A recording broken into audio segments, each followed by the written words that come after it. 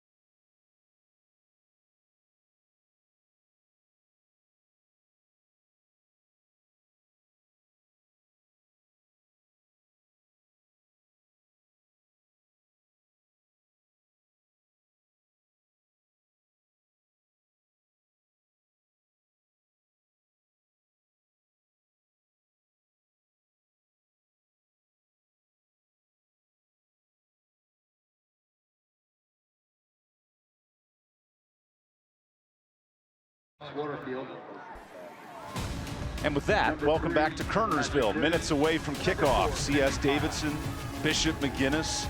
Great news. The forecast has played nice tonight. Here's a look at tonight's Skywatch weather game forecast. ABC News 45. The chief meteorologist on the call here, Jonathan Wendt. Look at that, Mark. 73 at kick. Gets in the low 60s. It's the first week of fall, it feels like, around here. It just feels like it, doesn't it? There's a freshness in the air, a nice little breeze going across the field. This is finally football weather, and in week 5 of the high school football season, that's a pretty good turn. Middle of September gets a little toasty sometimes down here in North Carolina, but we have a perfect evening of football in store for you tonight. Mark, it's a battle of offense versus defense tonight. And if you're CS Davidson, Connor Ferguson slinging the football around like many in the state. 12 touchdown passes in the first 3 weeks. How does he carry the load offensively? Well, he's a gunslinger, and I think sometimes you're going to have those guys, they're going to force balls into coverage, get the ball down the field. Good news for him is he's going to have plenty of opportunities to put that ball in the air and spin it. It's an air raid offense that likes to push the ball down the field. Connor Ferguson is the engine that makes it go. He's going to have a lot of opportunities tonight.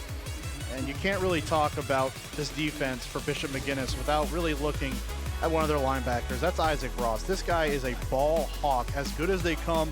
Great work ethic, great instincts. And this is a player that Coach Mark Holcomb really loves to have as his leader on defense. And Isaac Ross had 17 tackles last week.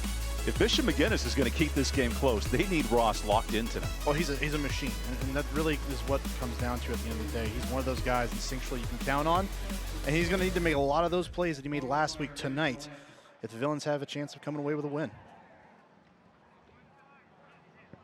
Loving God, we ask you to be present to these young athletes from Bishop McGuinness and the community school of Davidson on this evening. Let them play with great vigor, but fairly. Let competition make them strong, but never hostile. Grant them moments to rejoice, but not in the adversity of others.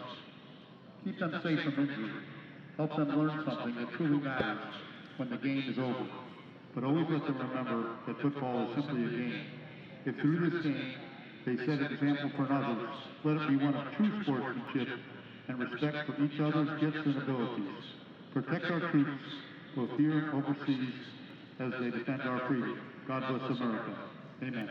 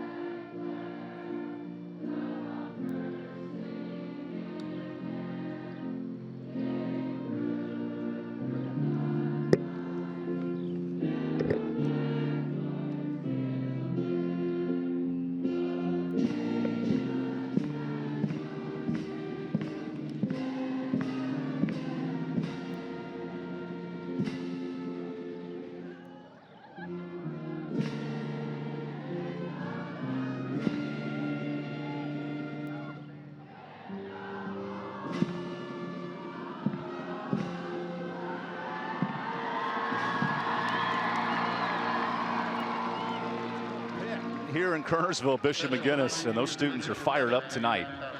Mark, let's dive into our keys to this matchup, because CS Davidson has dominated this series in the last 5 years.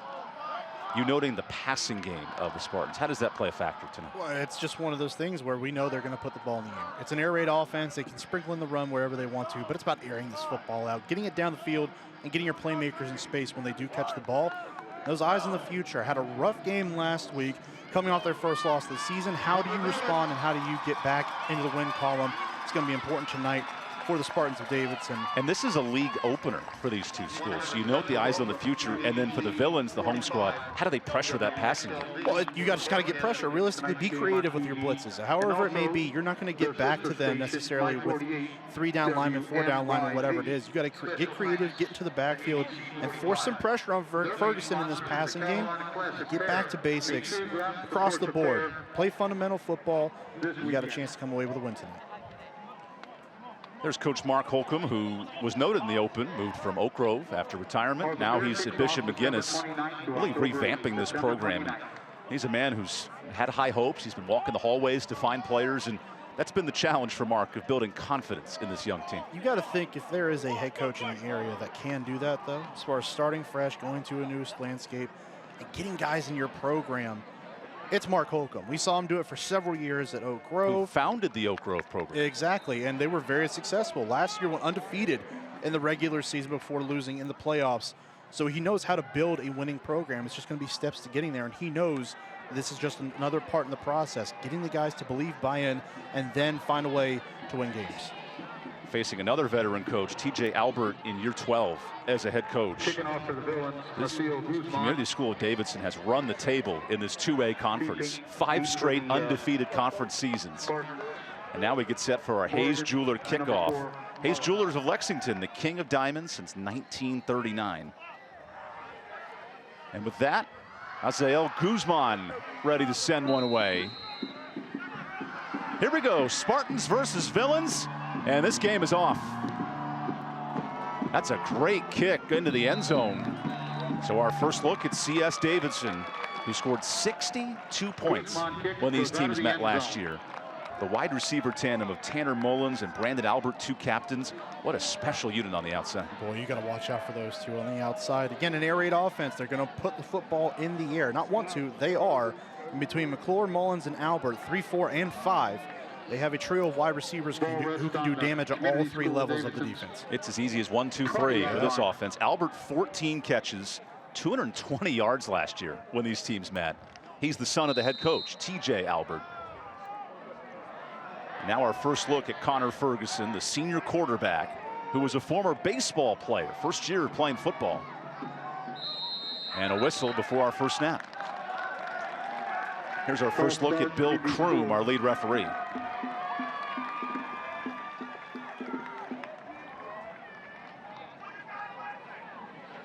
CS Davidson noted this week penalties have been a bugaboo, especially in the loss to Forest Hills last week in their lone loss. One of the best teams in the state at their level. Forest Hills really gave this Davidson team a challenge. Again, how do they respond here tonight? Not a great start. Albert in motion. He catches the pass. And a short gain there for Albert. Gets 4 yards, and he's brought down by Isaac Ross, the player to watch come in at linebacker. It's a young defensive line, but an experienced linebacking core. Ross, the junior, Ropko, the running back, and another stud linebacker. Yeah, I mean, they are stout across that second level with the linebacking core they have. 2nd and 10. Ferguson loves to let it fly, and it's dropped. Albert couldn't squeeze it. Good coverage, though, by this Bishop McGuinness defense. Good coverage and a really great throw. Found a spot in the zone. Albert did a great job of finding that soft spot. Ferguson delivers a great ball in between 3 different Villains defenders. Albert just may have turned his eyes upfield just too soon. Couldn't corral that one. Nice pressure there by Mario Lanza, the senior defensive lineman. Here's a 3rd and 10 for Davidson. Ferguson to pass. He's got all the time in the world. Here's the deep shot, and Albert couldn't squeeze it. Great coverage on the back end by this McGuinness defense. That's Aiden Martin on the stop. Can't help but think right now, Brandon Albert might just be getting to himself a little bit here. You can see the reaction after the first catch. He was frustrated, can't come down with this one, and then gets into frustration again. Got to be able to stay within yourself, play composed. He's still upset there. Again, 2 drops early on in this game already, but he's a talented player. He can get back to it. He just has to have that mental fortitude. There's a low snap to Champion, who boots it away. And not a very good punt for Davidson. It will take a bounce for the Spartans and die there at the 40. So Bishop McGuinness is without 2 starting offensive linemen tonight. Worth noting, Caleb Martin, left tackle. Xander Longcar, the captain at right tackle, is out. So how does Alex Waterfield, the junior quarterback, lead this charge tonight? Well, you got to understand, they're going to probably bring more pressure now. They're going to recognize that your 2 starting tackles aren't in the football game.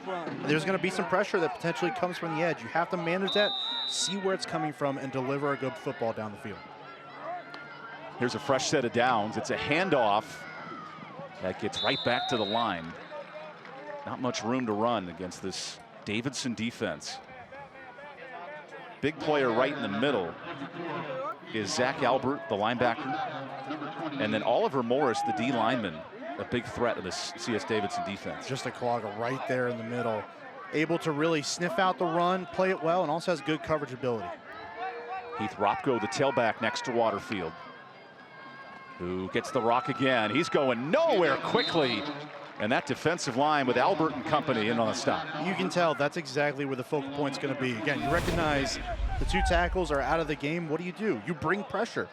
And until the offensive front can manage a way to find these defenders and get bodies on them to allow their running backs to run in space. That's exactly what's going to happen. That was a good blitz by the linebacker there. Gordon Anderson coming in.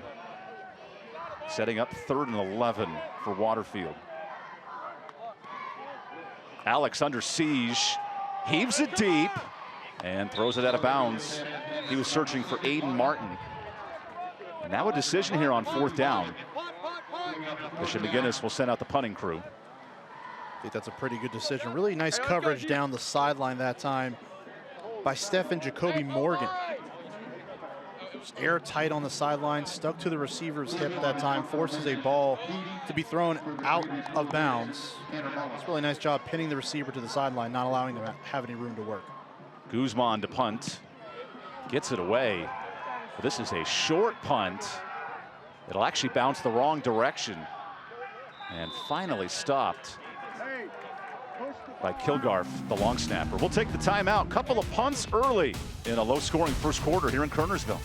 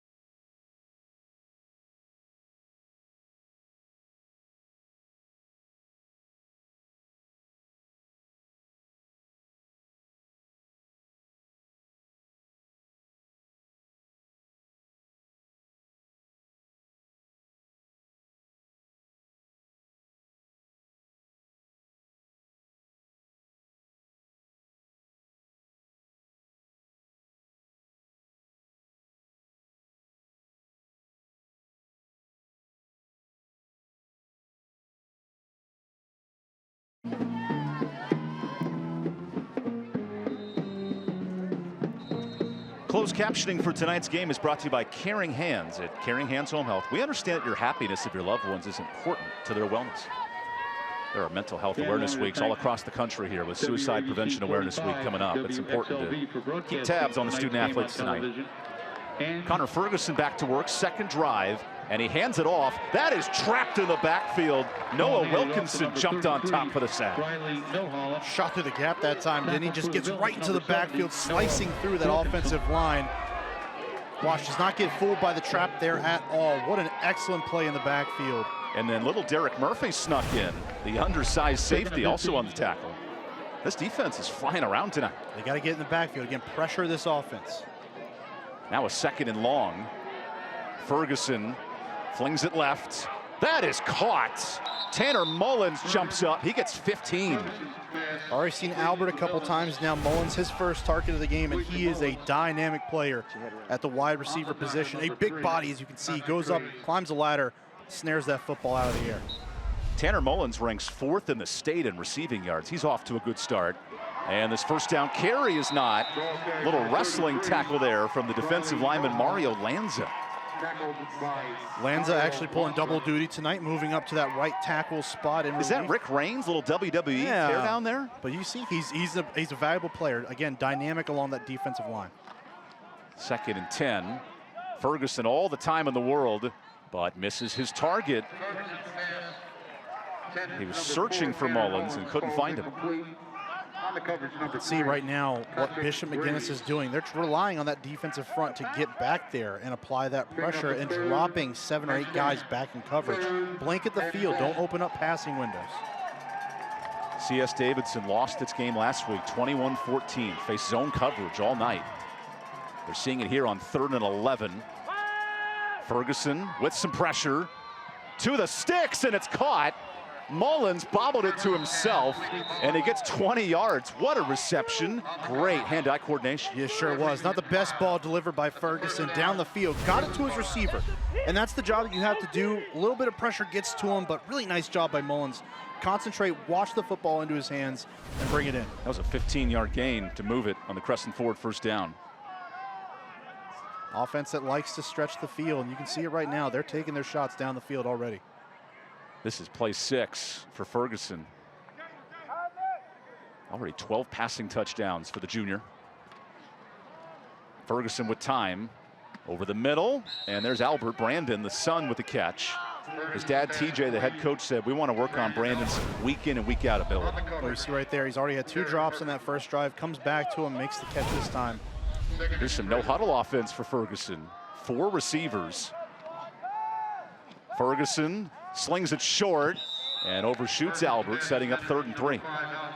A little too tall. You can see with Ferguson's point right now, he's going a little bit taller, so his receivers are having to go up and adjust to that.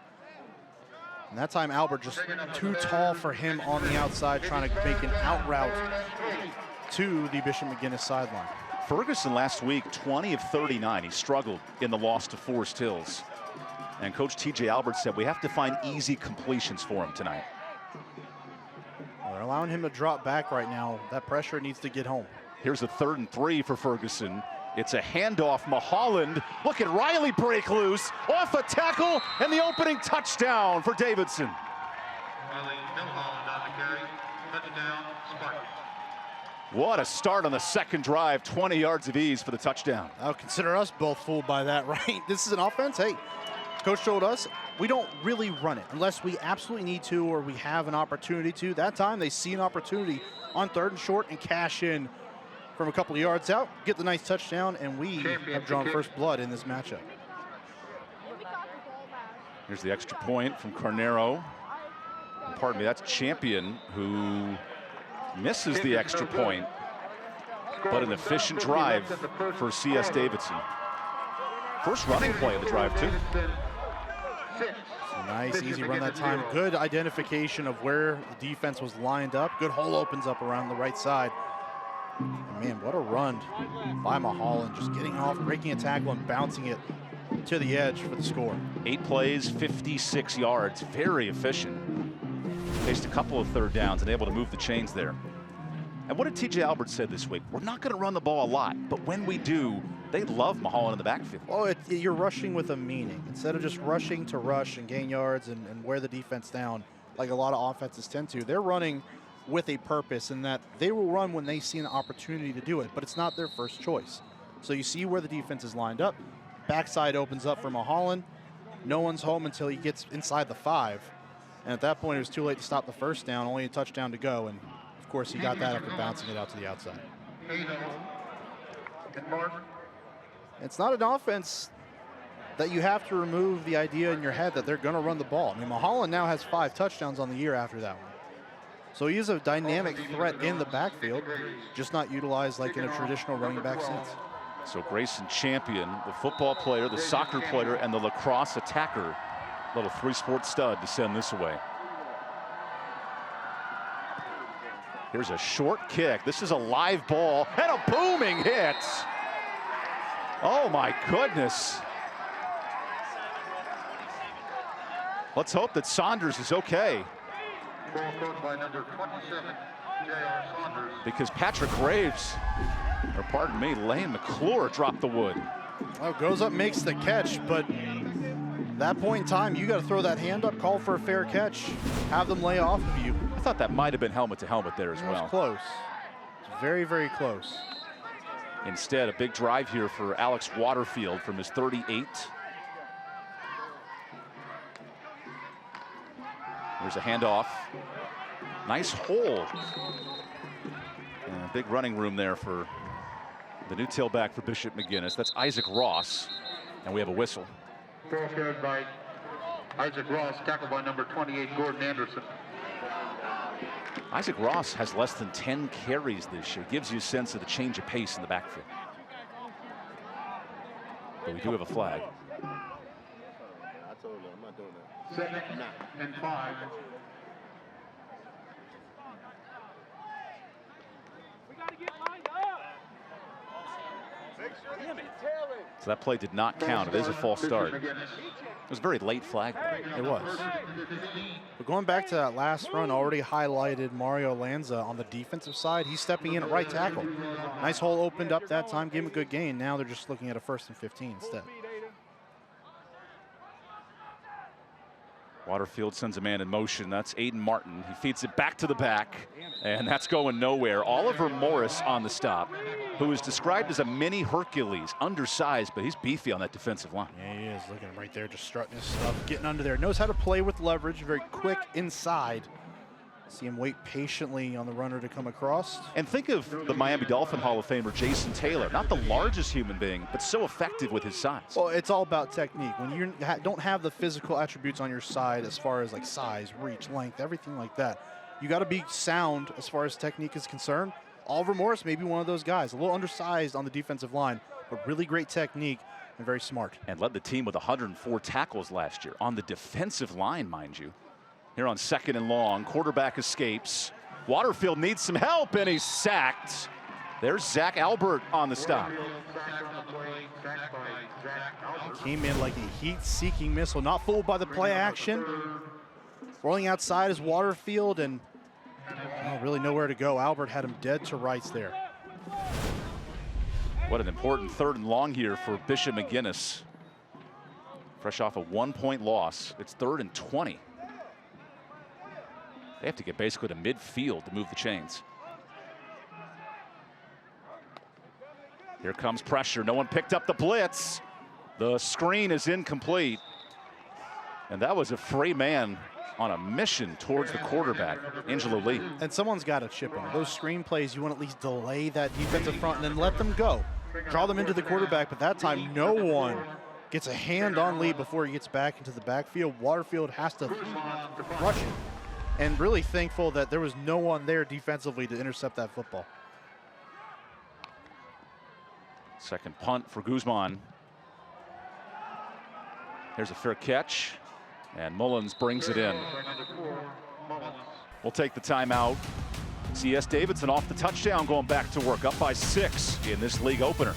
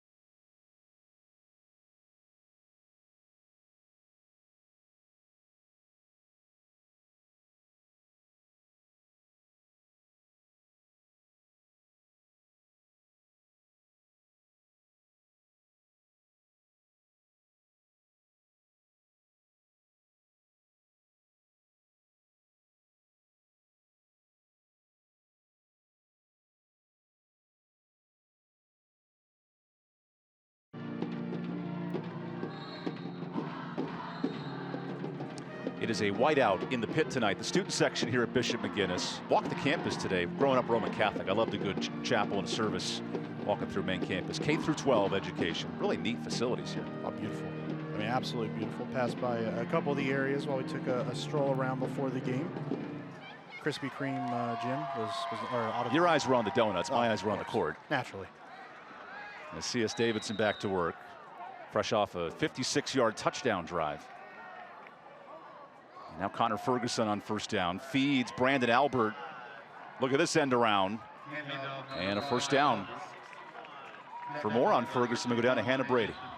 Guys, senior quarterback Connor Ferguson has only played 4 games of football in his life. He didn't grow up playing flag football or Pop Warner. Ferguson, a pitcher and a 3rd baseman for the Spartans baseball team, came up to Coach Albert one day and said, I think I want to try and play football.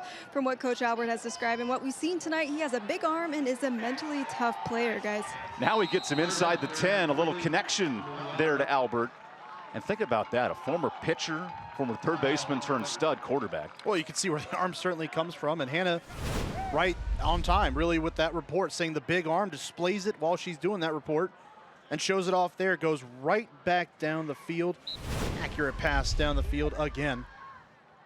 Here's a 1st and goal. Albert in motion, gets the football. Albert sprints up, and the son of the head coach cashes in his 1st touchdown. That is a Bang Hard Apparel touchdown. Go hard with Bang Hard Apparel. after a very quick 60-yard drive. Ladies and gentlemen, I welcome you to the Brandon Albert section of our show. Touch on first down, gets a long catch on the second play of the drive, and the third play cashes it in another jet sweep for a touchdown. So all 3 plays go to number 5 in white and blue. He makes the defense pay. There's Grayson Champion. This time he sneaks the extra point through. And what a start after the punt. 2 drives, 2 effective drives there for CS Davidson. Well, that one I don't even know if you'd say is effective. Just a lightning strike. 3 plays down the field in a hurry. 30 seconds. Yep, in an absolute hurry, but you saw everything on display. The versatility of these wide receivers, that time only in Brandon Albert. Saw the arm of Ferguson, who really, if you talk about him, Evan, this is a guy as a senior who has never played a year of football in his life before this year. And that's the credit to the head coach right there, TJ Albert, whose son, Brandon, we noted on the touchdown. TJ is a Northeast guy. He moved from California 10 years ago to coach this program, founded the football team. Now they've run the table 5 straight years in this 2A conference. Well, they are the team to beat. I don't think that's not just an understatement, but it's quite obvious in what they've done, the success that they have had. And TJ is just a guy that you really feel when you talk to him, he's a guy you want to play for, right? Like, very straightforward with you, but not in a harsh way. And really takes in mind how he endears himself to his players, not just as a coach, but as a man. And really is helping them develop, and not just on the field, but off of it as men. He coaches the baseball team that's made the state tournament, and he's doing a great job with the football team. 69-57 career record. Here's another short pooch kick, fair catch that time. Smart decision from J.R. Saunders. Learned from last time, don't you think? So given the offensive line woes with Martin and Longcar, the tackles out tonight, how does McGuinness give more time for the quarterback? Well, I think you've got to do something to offset this rush right now, and the most natural way to do it is a quick passing game. Now just be aware of where, if they don't rush and where they have guys drop back at, still be aware of that. But one way to negate that pass rush is a quick passing game, and hopefully we see them get back to that on this drive. Here's Alex Waterfield handing it off on first down, and a tackle in the backfield. Look at Angelo Lee diving in. Lee crossed the 100 career tackle mark last week, and the way he flies to the football, that's impressive. Not just him, but everybody. Right now you're seeing this Davidson defense, they're flying around the field, and they are going with a purpose. They're tracking down these ball carriers and bringing them to the ground. Now a 2nd and 10. Bishop McGuinness averaged 28 points a game entering tonight. Let's see if they can inject some life into this crowd. Waterfield, the handoff. Good hole for Ropko. And he gets 4 back. That was Michael Tejada. I almost said Miguel Tejada of the Orioles. Michael Tejada, no relation on the tackle. Miguel Tejada. Hey, nice run that time, though. Again, finding a hole in the offensive line. A good hole that time. Really nice job finding it and finishing the run off in a tough manner. Now you give yourself a chance on 3rd and medium. Waterfield on 3rd and 5. Keeps it. Slings to the wrong team. Intercepted going the other way. Tanner Mullins for the pick 6.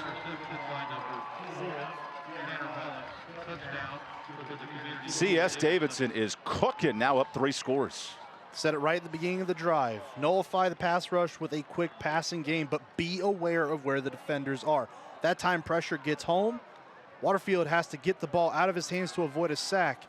And throws it right into the waiting arms and hands of Mullins. That was a 35-yard pick 6.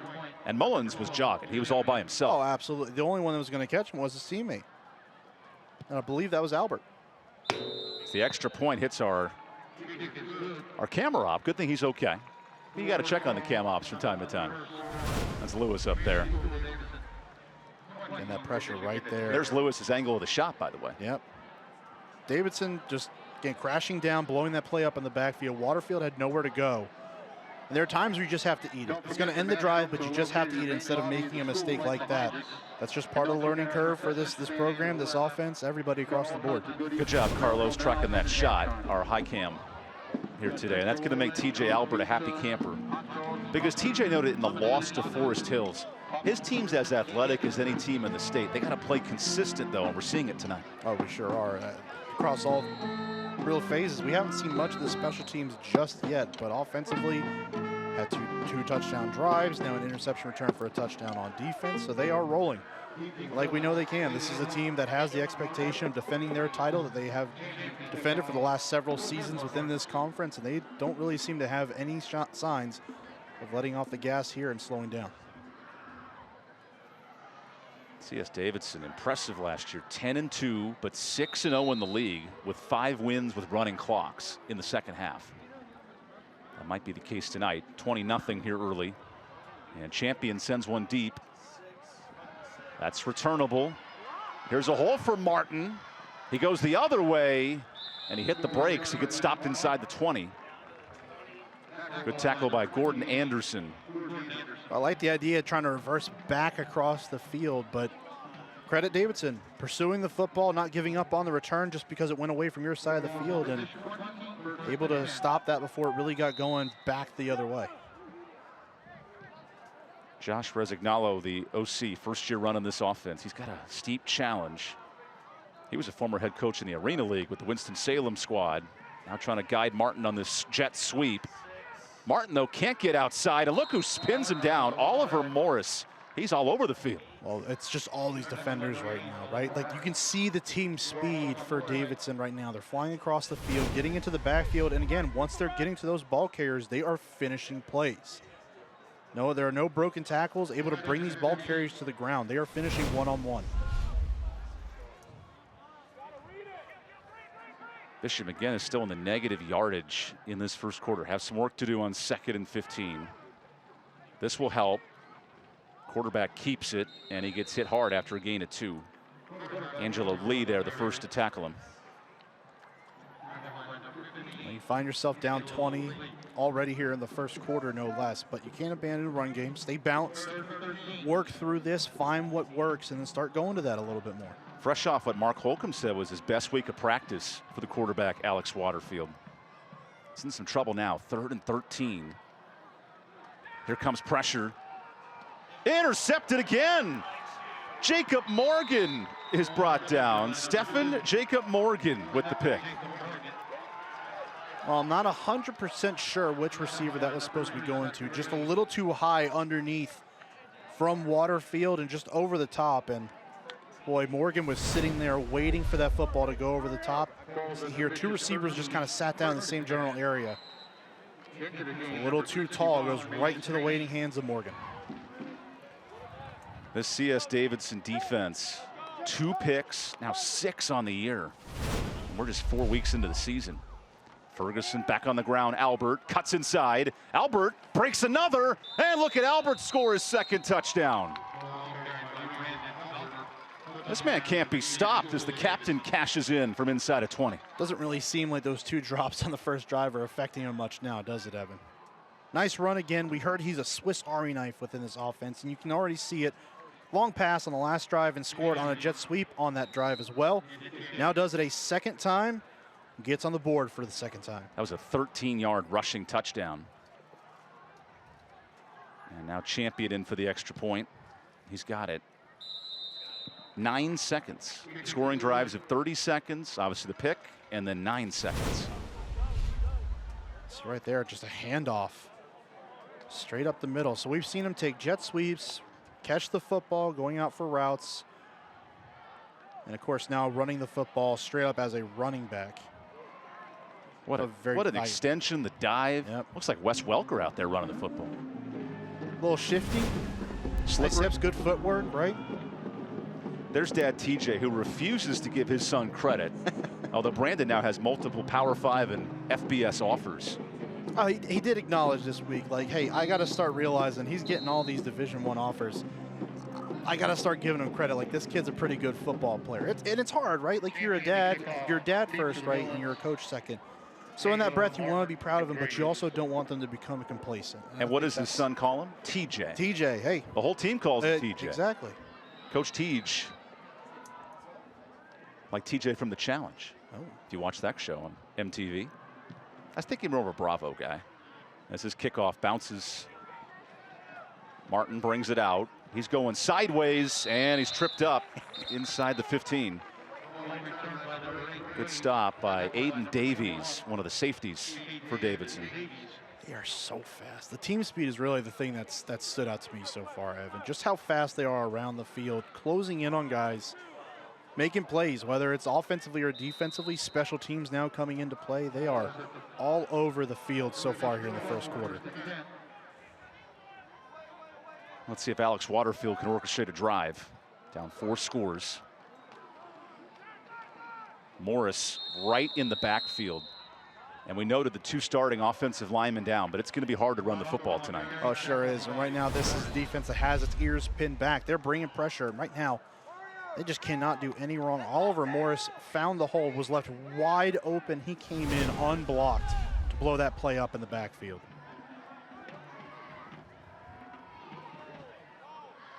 Nine rushes, 7 yards for Bishop McGuinness.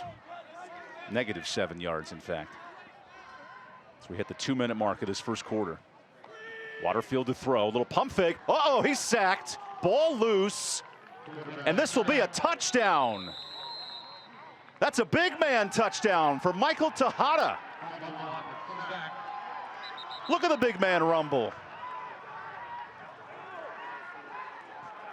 Waterfield is just getting the pocket collapsed on him right now, and really credit. I have some bad news for you, Mark. It has been ruled down inside the 1-yard line. Oh, no. And remember, no instant replay at the high school football level. And Tejada goes, wait a second. I was across the goal line. I grabbed it in the end zone. Oh, it's ruled intentional grounding. Thank you for the explanation, Bill Kroom. Although Tejada now in the Greensboro Triad area will have that on video for the rest of his life. Sure will. And he'll swear, he'll tell you it was a touchdown. Back in my day, son.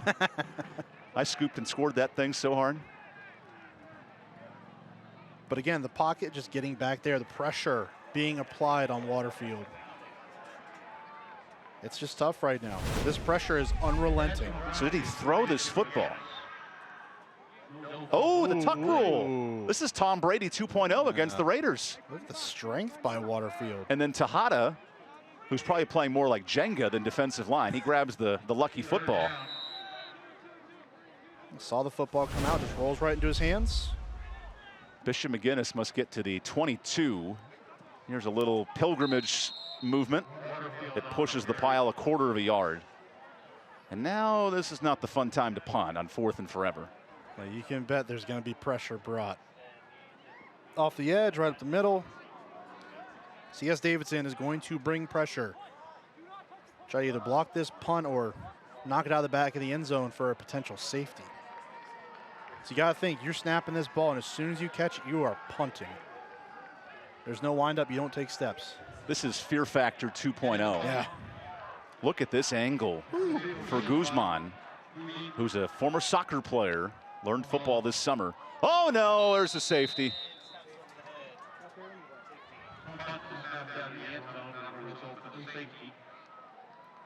So the Villains give up the 2-pointer there.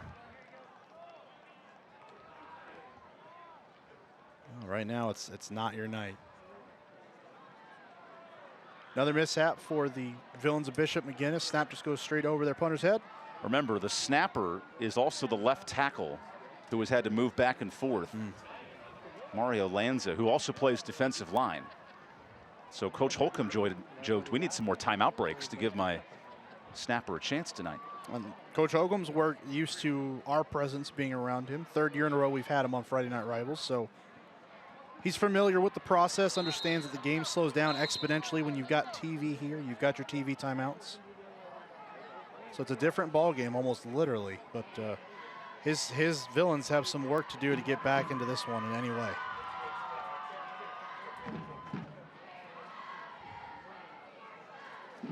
And remember, because of the safety, you have to punt the ball back. So Davidson will get the ball one more time, and the Villains need some players. 1, 2, 3, 4, 5, 6, 7, 8, 9, 10. Yeah, someone just ran off. Now we need the tee, because you can actually kick this off from a tee. So Guzman will come back into your picture. What a busy night for Assail Guzman. 4 punts. Had to catch a couple snaps over his head. And now he kicks the ball off.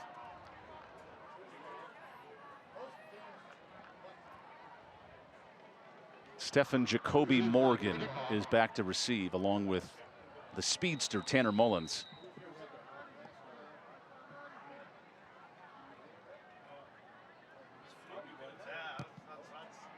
Good kick there by Guzman. Returnable, Morgan. He's got a convoy of blockers and cuts the other way with a couple of flags down. Nice stop by Jackie Davis. Let's see what the flag is here.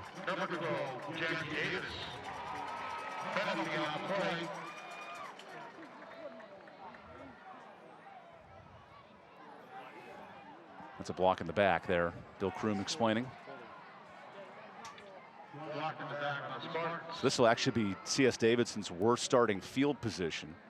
Mark, I know the score is a little out of hand, but if you're Davidson offensively, what do you want to take out of this drive in a tough field position off a penalty? Well, I think just really executing well. We've seen some rough play a little bit out of the quarterback position with Connor Ferguson right now. Some balls that have been thrown a little too wide, too high. Find a way to really start honing in on your skill converting. Again, this is a guy who's playing his first year of football ever as a senior, so there's going to be some growing pains, but work on your craft a little bit on this drive. Ferguson back to work on 1st and 10. He's found Albert twice for touchdowns. Look at this deep shot. Going for Mullins, who adjusts and can't bring it in. Excellent coverage, though, by Patrick Graves, one of the twin brothers out there in coverage. Yeah, absolutely. Just way to track the ball. Hangs up a little bit too much. Talking about some of those fundamentals for Ferguson, but hangs up too much. Mullins able to track the ball. Watch Graves just stick his hand up there, disrupt the vision of Mullins. Force a contested catch, can't bring it down. Remember last year's starter, A.J. Sirianni, 52 passing touchdowns. He has graduated and now actually comes back on campus and helps coach the former baseball third baseman Connor Ferguson, who never played football until this summer. Ferguson showing some arm strength. Nearly picked. Man, this Graves brother, those two are working well together, 3 and 8. They sure are. Read that one well, broke on it. Just not a lot of speed on that out throw, and those are the toughest throws. A lot of quarterbacks will tell you they have to make those long throws across the field. Graves reads it well, just cannot corral that football. Maybe Mullins sticking his hand in there to break that one up a little bit. Twin brothers, Nick Graves teaming up with Patrick Graves. So here's the first 3rd and 10 for Davidson. Blitz coming. Quarterback scrambles. Here's the blitz. That pass is short. Hetwer is stubbed out. Brandon Hetwer, the tight end. 6'5" with a Maryland offer this week. Yeah, it looks like the offense is going to stay there. Nice, easy throw. A little bit of pressure coming from the backside, but Ferguson able to continue to roll and get away from it. And you see the conversation there between Ferguson and the Albert family. Yeah. Not the Adams family, but the next best family here in the Triad. The Adams family here in the Triad? This punt is sent away. Carnero, and a fair catch there, the 27. So a little PB&J of back-to-back stops at the start of the game in the most recent drive. But look at that, live play analysis. Getting tablets with every play after that. That's college football right there. It sure is, but it's something we've seen a little bit more across the high school landscape here in North Carolina over the last couple years. You've got to keep up with different technologies now. It's becoming easier than ever to have those sort of devices and those, let's say, apps on the sidelines so that you can get instant feedback on what you're doing, what the feed looks like from up above. And with Clinton looming as the best team in 2A football, this is more about scouting your playoff opponents than winning tonight. Yeah, absolutely. We have a whistle here and a timeout called by Bishop McGuinness.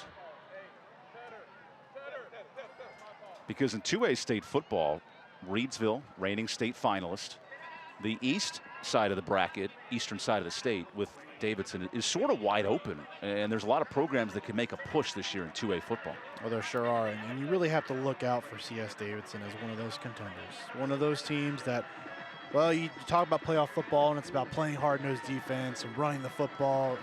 Forget it, man. Football is such a different game now that you can have a team like CS Davidson go into your own territory and come out with a win in October and November just because they're that good at what they do. It's not always about running the football anymore. This team can put it in the air and they can get it done when they need to, how they want to. Right now, Forest Hills, who just defeated Davidson by a touchdown, ranked 3rd in the 2A bracket. East Duplin, the reigning champions, attempted 1 pass in the state title game. They beat Reidsville, upset the reigning state champs. And here's Bishop McGuinness with Reidsville colors, little 2.0. High school football is a fickle thing. You can win in so many different ways, shapes, and forms. Now Waterfield off the timeout, goes on the ground. Uh-oh. There's a lot of defenders there on the stop. Yes, Isaac Ross takes the worst of it. It's another run-stuffing play. Collapsing down like they have done this entire first quarter. Davidson has gotten into the backfield early and often and stopped many plays before they could get going, and the last one was no exception. And A.J. Houston looks like a tank on that D-line. Yeah. I don't know how they stop him. Eats up blocks, right? And allows a lot of these running back, or not, excuse me, It's like you fighting for space with me in this press box. Yeah, exactly right. You are eating up space. As we eat up the first 12 minutes of this first quarter. When we come back to Kernersville, Bishop McGuinness, they have some work to do in the second, as it's all CS Davidson tonight. League opener here in Kernersville. It's a one-sided game.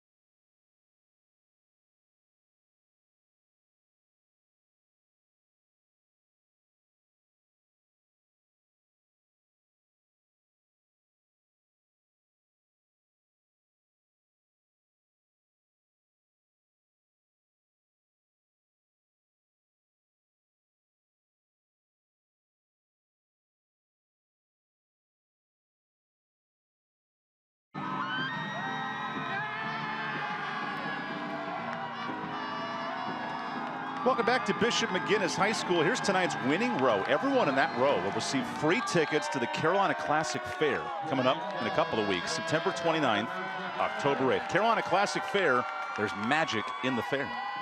And the whiteout is spot on tonight. Sure is. I mean, I like the togas. Get creative, right? Waterfield runs it on 2nd and 12. And he's brought down. New quarterback, as a matter of fact. Miller Aho comes in. Try something different. See where you can get a spark offensively. Miller Aho, wide receiver, tight end, linebacker combo. So Aho, sorry, Miller Aho. Excuse, yes. Coach, so you got to make sure to say that right this week. Hey, man, whatever you got to do to provide a spark for your team. Miller will keep it. And Angelo Lee is sprinting in like a bullet train with Nicolas Cage riding it. Good luck stopping this guy. I'm not sure how really to follow that up with anything sort of good enough to top it, but hey, we'll just talk football here really quick. Angelo Lee has been everywhere in the backfield tonight. He is just another one of those bright spots on this defense for CS Davidson, getting in the backfield, finishing off plays. So here's the punting unit. Well, there has to be such a mental hurdle if you're Bishop McGuinness. You know the game's sort of out of hand and you're struggling to move the football. Oh, it's that, but you're also looking for good talking points, I think, coming into potentially next week. Of course, there's a lot of football left, but Here's a fair catch. And we'll start at the 46-yard line after Mullins makes the fair catch. This was the mental hurdle for CS Davidson as well, wanting to play a full 48-minute game. They may not have that in the second half, but how do they take these next 10 minutes and gear up for next week? But realistically, if you say you want to play full 48 minutes, fine, that's one thing. But the other part of that is understanding, like, look, if you can get your business handled in a way that you're not having your regulars in there for the entire game, you've done well there in that part too. Because Mount Island Charter, who's become a league rival and a nearby rival for Davidson, is up next week. It's an odd conference of 2A where teams are in Davidson, teams are in Charlotte, teams are in the Greensboro area. Ferguson, with all the time in the world, misses his target, looking for Albert and amongst a sea of defenders for Bishop McGuinness. If there has been one bright spot really for Bishop McGuinness tonight, it's been some of that defensive line pressure. And I mean just the defensive line. Those 3 to 4 guys have been able to get into the backfield and make plays, get some pressure on Ferguson in this passing game. Noah Wilkinson there, one of the best defensive linemen coming in. Mario Lanza, who was a backup last year, he's a starter. 2 starting D linemen graduated from last year's team that went 1-9. Here's Ferguson on second down. A little more time here, and Albert the catch. He is just short. That's a gain of 9. And a good stop there by Derek Murphy. You want to talk about progressing and how you continue to get better with a guy who hasn't played football before. With Ferguson, it's about progressing through your levels of your throws. Short, intermediate to long. We've seen the long ball. He's got a big arm, and he can connect on those deep shots. But how do you thread the needle on those short to intermediate routes? Keep an eye on Mullins and Albert at the top of the screen on third down. Oh, just kidding. It's a run up the middle. And a first down run. For more on that receiving core, Hannah Brady, take it away. Guys, senior receiver Tanner Mullins is back to 100% after sustaining a season-ending injury last year during a walkthrough before the first round of playoffs. Mullins developed compartment syndrome and could have almost lost his leg had it not been for an emergency surgery. Coach Albert recalled being in the hospital with his mom, and they thought that they were amputating his leg. After some recovery, Mullins then went on to have one of his best baseball seasons that he's had in his 3 years of playing. Coach Albert told me that he still thinks that in the back of his head, he's still trying to gain that confidence sometimes, but other than that, that explosiveness is back and better than ever, guys. And now Hetwer continues the party with a 30-yard pitch and catch. Gets down to the 18. Gets that commitment from Maryland earlier this week and shows off some of the ability that he could put on display at the Division I level. That's a man amongst boys, digging for the secondary. Think about that size, running that quickly down the field, gets separation, nice easy catch, and then can run after. Complete package in today's world of tight ends. The 35th reception for Hetwer, now a first down pass. Ferguson elects to run and is sacked. Holding on for dear life, Mario Lanza with the sack. Let's see if he's going to do that. I don't say it's a bad decision, but he had an entire backside of the field wide open. 2 blockers right there on one guy. Just step around the backside and it's like his internal clock sped up. Yes. Start thinking, I don't have a guy there. Well, I have to take off and run. That's not always the case. Doesn't mean just getting yards, but extend the play. Allow your guys to go to work amongst that defensive backfield. This is Ferguson's 4th football game of his life. He's learning on the job. Called an open book test. So he finds Albert. That's a great solution. Albert gets a block from Mullins, and he's right near the sticks, about a yard short before Ross brought him down. Dare we say this could be another running situation? 2 back-to-back runs? Who would have thought out of CS Davidson? Nice end around again. Albert's really put together a nice quality game here after those first 2 drops early on in the game. And moving the field horizontally is something Bishop McGuinness has tried and could not, and Davidson's done all night. Well, the team speed, as we've already talked about, is impressive. They've got as good a team speed as anyone. Setting up 3rd and short. Ferguson to throw. He's looking end zone, and Albert a bit behind him. That's a tough miss on 3rd down, setting up 4th and short. Tough miss. Had Albert right there, just throws a little bit behind him and has to cause Brandon to come back towards the football. You put that in front of him, it's at least a first down, maybe 6. And with Saunders tight in coverage, quarterback's going to elect to go for this on 4th down. You can't help but think 4th and 1, is this the time where maybe we see that unexpected run from this offense? Here's the 8th play for Davidson. Got the ball at the 40, now in the red zone. 2 backs. Here's the handoff. Little zig and zag for Albert. And he's just short, a yard short of the touchdown. Brandon Albert is a little heat-seeking missile. You can put him all over the field. He makes plays. Well, he's a let's say Swiss Army knife, right? You can put him in the backfield, line him up there, line him up in the slot outside the numbers. He's just a guy that you really rely on to make plays, but he can do it from so many different parts of the field that you want to be able to utilize him in your offense. Give credit to the coach's son. He is earning some accolades tonight. 2 touchdowns. And now a 1st and goal. Davidson scored on 5 straight drives. Now 1st down lob. Look at this chance. Mullins climbs the ladder. Good luck stopping Tanner Mullins, putting his size to work for the touchdown. Double coverage does not matter. When you got a guy the size of Tanner Mullins on the outside, you just throw it up to him and give him a chance to go get that football. He sure did that time. Didn't really have to climb the ladder, just sticks those long arms out there, big paws, snares that football out of the air for 6. It's got to help Connor Ferguson to have all-state players in Brandon Albert and Tanner Mullins, who both have touchdown catches. And now it's 36-0. We'll take the timeout. CS Davidson slinging the rock around tonight in Kernersville.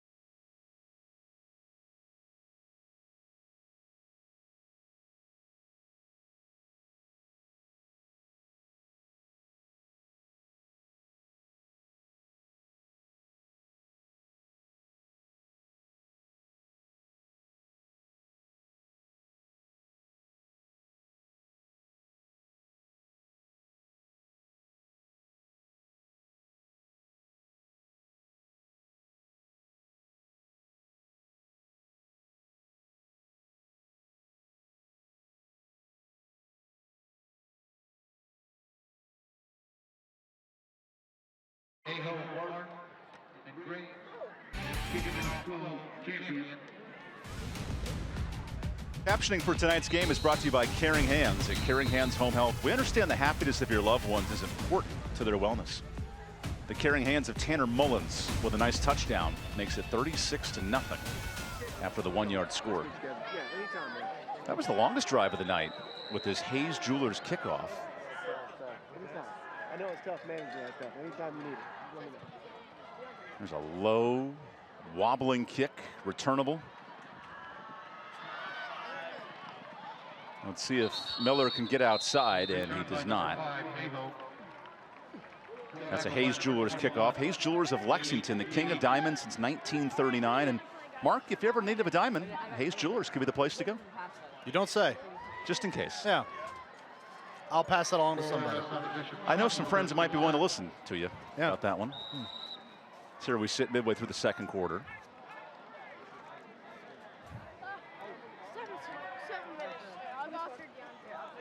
Let's see if Alex Waterfield, back in the game, can resurrect a drive. Facing the blitz. There's a sack. Good luck stopping Jeff Kerber with the sack. That's his 2nd of the year. Another example of a receiver. A receiver's not getting open down the field, really collapsed the pocket, and pressure getting home yet again. Ooh. I guess I can't even say really receivers that time. If you're Waterfield, that is a quick collapsing pocket. It's a tough hit to take. Remember, Caleb Martin, left tackle, and Alexander Longcar, the captain at right tackle, is out tonight. Here's a screen, and it's dropped. He was looking for Miller Aho, the running back and receiver. We have not called Patrick or Nick Graves' name tonight at receiver much tonight. They're 2 good weapons, the twin brothers. Well, there hasn't really been much time for Waterfield to sit back there, survey the field, and get the football down the field to them. This defensive front has been very formidable for Davidson. Setting up 3rd and 17. I have to get to the 30. Free man. Oh, nice catch on the screen and a fumble. Nope, incomplete. Ropko couldn't squeeze it. So the clock stops. I think Robco, really good job setting up the screen. Got those rushers upfield. Lee couldn't get there. Robco. Oh, was that a I'm football not sure move, Mark? that was, yeah. I mean, I don't know. That was The line a judge, Steve Rakow, ruled it incomplete. Debatable. Yeah, maybe. Okay, yeah, you're right. Have control of it. He juggled that like the Blue Man Group in the pyramid. Oh, wow. We have a whistle before the kick.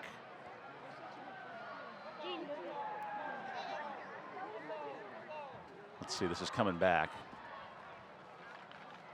Unfortunately for Bishop McGuinness, only one drive with positive yardage tonight. You see another 3rd and forever. That'll get moved back a couple more yards. And we saw the last punt that resulted in a safety. So it looks like the offense is now coming out.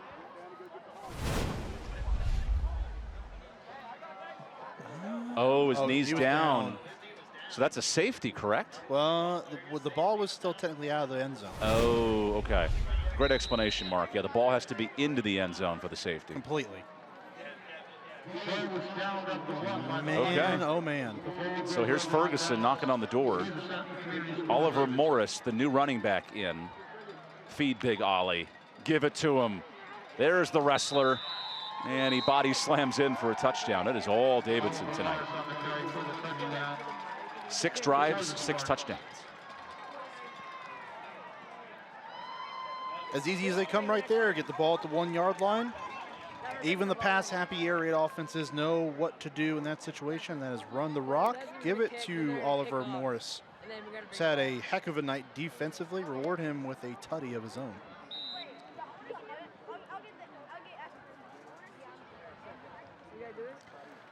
Chance to make it 43.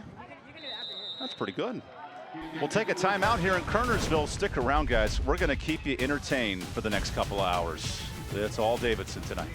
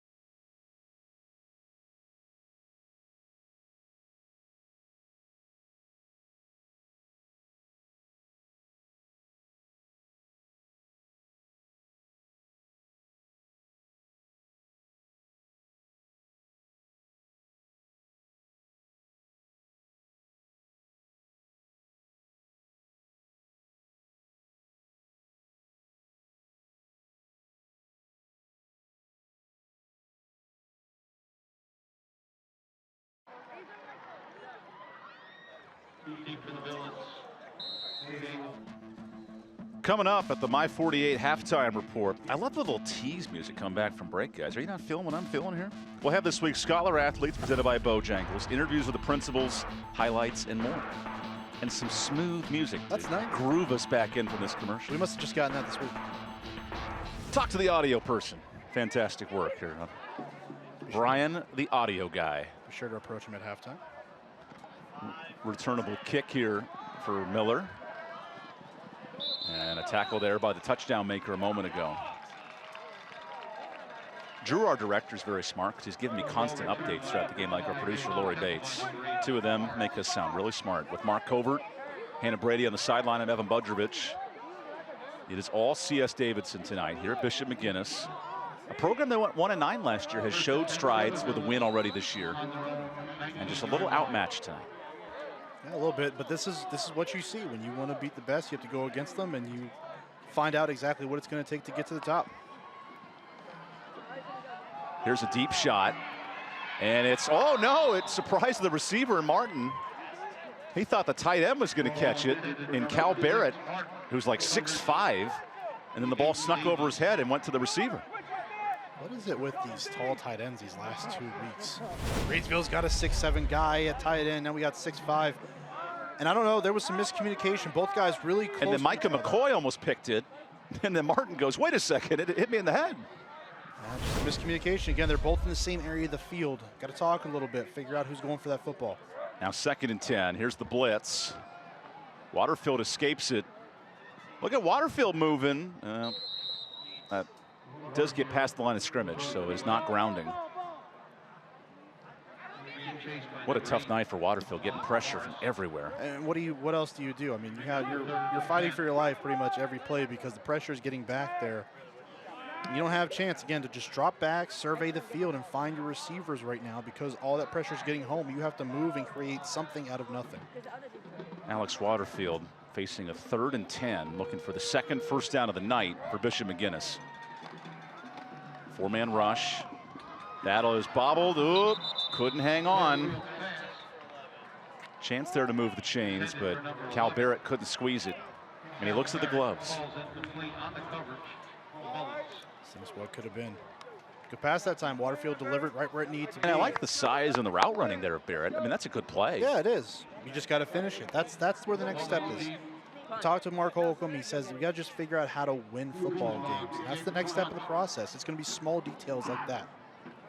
Mark Holcomb, who resurrected Oak Grove High School. He led North Davidson for a decade, just retired from the teaching side of things. Is now a full-time administrator here at Bishop McGuinness. He was retired for what? He said 6 weeks, 5 weeks? Probably being generous. And then went right back to work here in February at Bishop McGuinness. He went up and down the halls to find players in other sports to convince them to play football. That's a good idea. Of course, the movement here the last couple of years has been, hey, get your kids to play multiple sports, not just the same sport all the time. Work different muscle groups, ligaments, things of that nature. It's going to provide for a healthier lifestyle athletically. At a Bishop McGuinness High School that's won 9 women's basketball titles from 06 to 14 and won a men's basketball state title just 3 years ago. Talent's there. Just got to go find it. Here's Davidson, who's got plenty of talent tonight. End around to Albert. He breaks off 1 tackle. He just scoots and moves and boot, scoot, and boogie and gets 8. You can't stop this guy tonight. Just deploying him in ways that are taking advantage of his skill set and what the defense is showing as a whole. Those jet sweeps have been deadly. Just getting him out in space. It's one of the key points that. And now TJ calls the play to his son. Runs it back in. Runs it back in. I love that stuff. Yeah. But it's one of those things that TJ actually told us this week, right? I mean, he wants to get his playmakers in space with the football in their hands. And TJ's 3rd son, Zach, who's not in high school, he's one of the ball boys for the team. So the whole Albert family here tonight. Back on the ground, look at this hole. Albert, he's moving forward, and Albert from 43 runs it in. I guess the coach's play call worked. He found his son for the touchdown. Man, oh man. Albert just did a really nice job of getting down the field, but also following his blocker. One of his linemen was a convoy, essentially, a 1-man convoy down the field.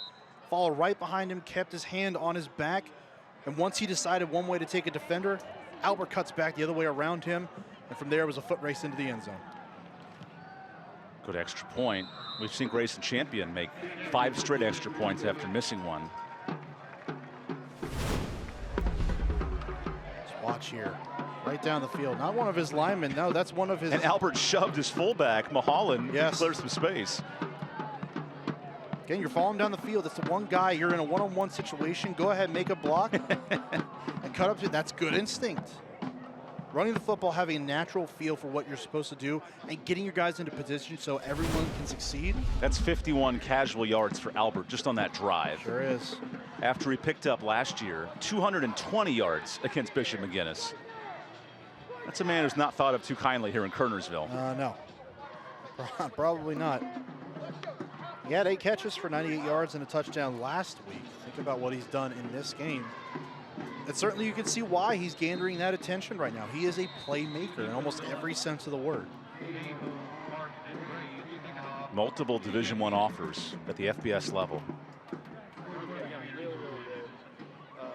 His dad, TJ, who resurrected this Davidson program, he built it essentially in 2012, started the program. And here they are now, an elite 2A football team. Just a football guy. Who's also a baseball coach. Just a sports guy. And He's a big Hallmark Christmas movie guy. Oh. I know Hannah's going to touch on that later. Sure is. Here's the Hayes Jewelers kickoff. Good return here for Miller, and Aho gets out to the 25-yard line.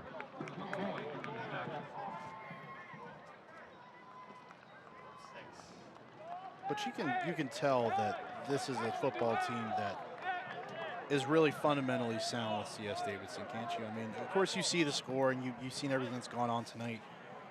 But just looking again at the little things where you're noticing the difference between Bishop McGuinness currently and CS Davidson, it's those little things, right? The little plays here and there, just making a catch for 5 yards, doing whatever you can, just catching the football, making a block here or there, making a play. Let's see if Waterfield could get some time, as that run gets a couple of yards and then he's held up. Because you do want to see McGuinness get some first downs, move the chain, show some life in this first half. Yeah, you do, and that's what you really want to see. Again, from here on out, it's realistically about finding good talking points going into next week. Like, hey, what are some good things we can really build on and move forward? Of course, you're going to talk about the things that went wrong and how to fix those. But you got to find positives here and build on those. Here's a 2nd and 7. Another good run for Aho. This is a running game who lost its starting quarterback, Jamison Graves, who was a dual threat, 1,000 yards passing, 800 yards rushing. And now it's a running back by committee here at Bishop McGuinness. And that's a really hard thing to replace. Of course, within the game of football now, we talked about a little bit of how every team does something different now, especially at the high school level. But when you've got a playmaker who can throw the football and is also very good with his feet and running the football as well, that's a playmaker in today's game that's hard to replace. And that's exactly what Bishop McGuinness is finding out. Life after that is harder because you're having multiple guys accounting for that instead of just one guy. Here's the 3rd down pass. Oh, here's a nice deep shot. And deflected. Great coverage. That was Lane McClure in coverage, looking for Aiden Martin. Oh, pardon me, Anderson. Nope, sorry.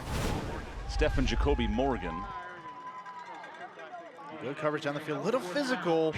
I think Morgan may have gone away with one there. A little bit of pushing and shoving. I think both guys were shoving each other a little bit. So the punting unit comes on. Busiest man on the field is Sale Guzman.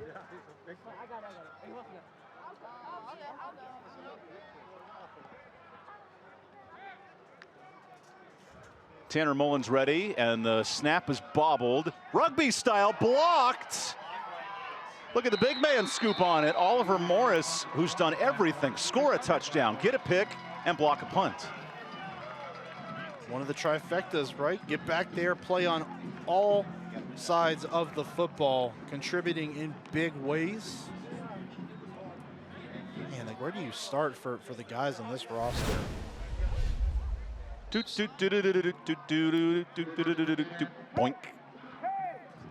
Bloop, bloop, bloop, scoop. As they say, when it's not your night, it's not your night. Yeah, it might not be for Bishop McGuinness. It has been for Davidson, though. We have a new quarterback in for Davidson. That's Lane McClure running, gets a block. McClure splits the difference and almost scores. I don't know how he pulled that off to the 5. Well, hey, you got a wide receiver now at your quarterback position. You know he's got speed to the outside. Gets in there, makes a play right away with his legs, and almost goes to pay dirt with it. And Lane McClure has scored 3 touchdowns this year, but this would have been his best. And you see the speed right there, and you're right, Evan. Almost splits in between the 2 defenders of Bishop McGuinness. He gets in, but he's inside the 5. Yet again, this offense is threatening. Look at the center, Josh Renshaw. Kind of high-stepping his way over to the line of scrimmage. A.J. Houston joining them. There we go, 1st and goal. 6 straight scoring drives. McClure wants it. He breaks it, and a flag might push this back. That's J.R. Saunders on the stop.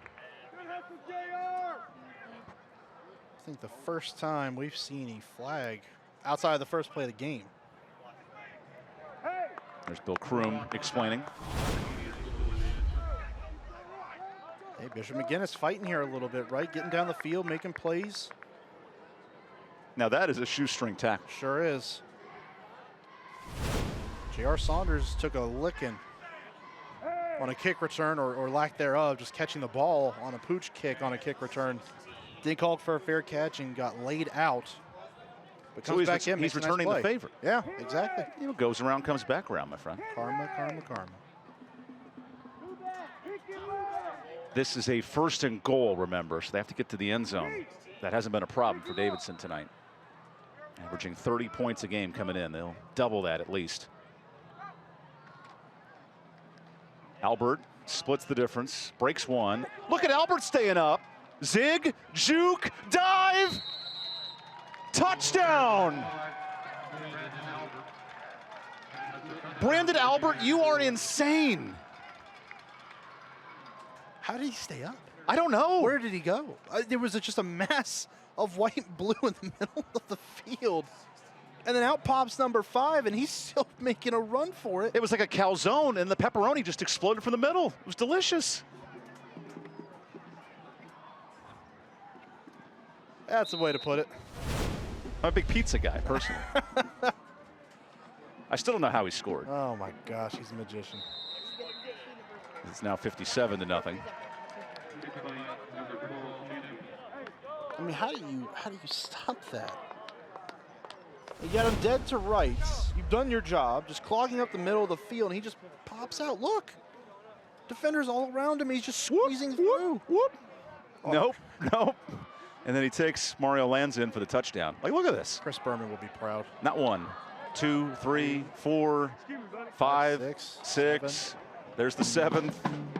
And there's the touchdown for young Albert. Man, oh man. Stay tuned for the My 48 halftime report. We'll have this week's Bojangles Scholar athletes. Interviews with the principals, highlights, and more here at Bishop McGuinness. There's your Carolina Cowboys fan cam. It's whiteout night here at Bishop McGuinness. Look at that. Enjoying the fan cam. Carolina's professional bull riding team next week, September 22nd to the 24th at the Greensboro Coliseum. Carolina Cowboys, the cowboy way. And that's how you have fun in high school right there. Live it up. 2 plays, 17 yards, and the crazy Albert touchdown. Hey, Albert. Bishop McGuinness is number 5, tries the same, but Aho a little tougher to squeak through. He gets out past the 30. Man, oh man. I'm still blown away by that Albert touchdown. I mean, what do you say? Realistically, what do you say? That is 4 touchdowns for him tonight. 8 touchdowns in 2 years against Bishop McGuinness. I can certainly tell you there may not be a team that's going to be happier to see him go than these villains. Albert is a senior, great point. Waterfield, the quarterback keeper, and gets a yard before Houston jumps on him.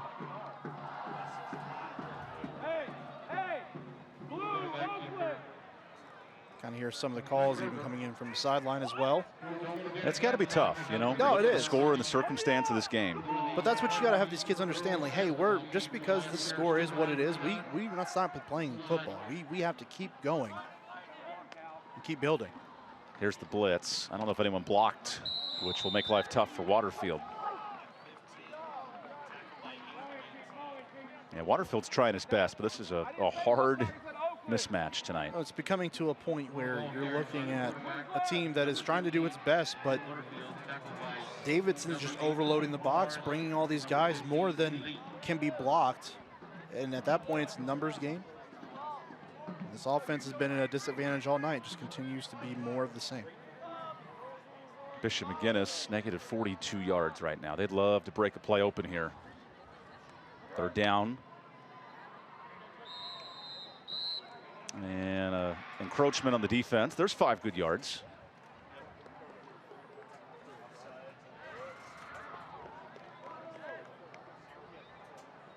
If you're D coordinator Rob Morris, longtime assistant here, 8 years at Davidson, you have to love the effort of your defense tonight. They played lights out.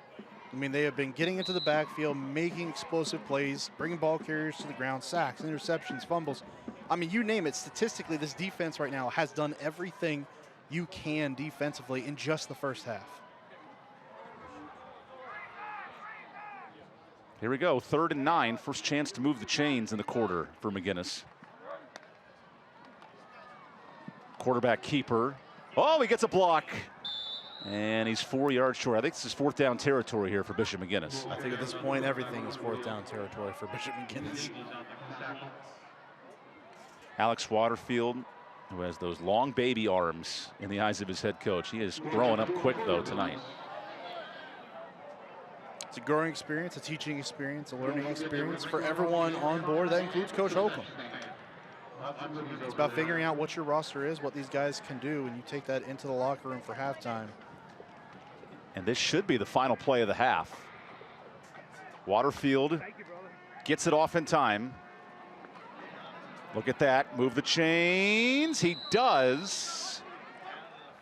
One of the best plays for Bishop McGuinness in the final seconds of a dominant first half for Davidson. Dominant is the name of the game right now for CS Davidson. Just coming into this game, we knew that this was going to be a tall task for Bishop McGuinness, but the dominance was on full display for the Spartans in the first half. Passing, throwing, defensively, you name it, they did it. I wonder how TJ feels about his son Brandon at halftime. 4 touchdowns later.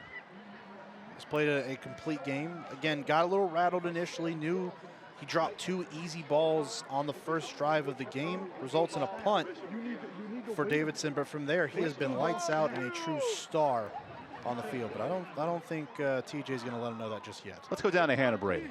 Coach, up 56-0. What did you like about that first half? I mean, we ran the ball well. Kids played hard. I think, I mean, we scored, I don't know how many touchdowns in the first half. You know, we played well. Anything you looking to clean up come second half? Yeah, we missed an extra point and had a couple penalties there that we need to do a little bit better with. So. Thanks, Coach. Good luck in second half. Appreciate it. Stay with us. We have more coming up for you on the My 48 Halftime Report. Stay with us, guys.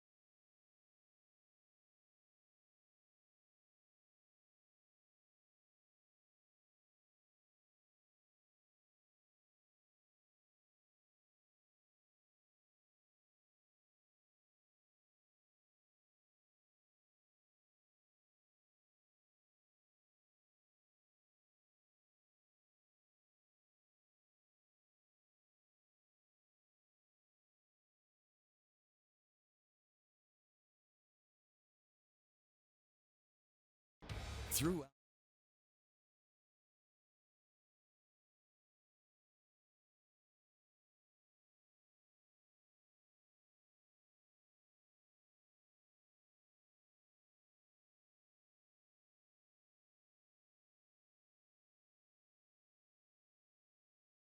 Throughout the 2023 Carolina Classic Fair Friday Night Rival season, Bojangles will recognize an exceptional senior student athlete from a participating school with a plaque presentation prior to each game.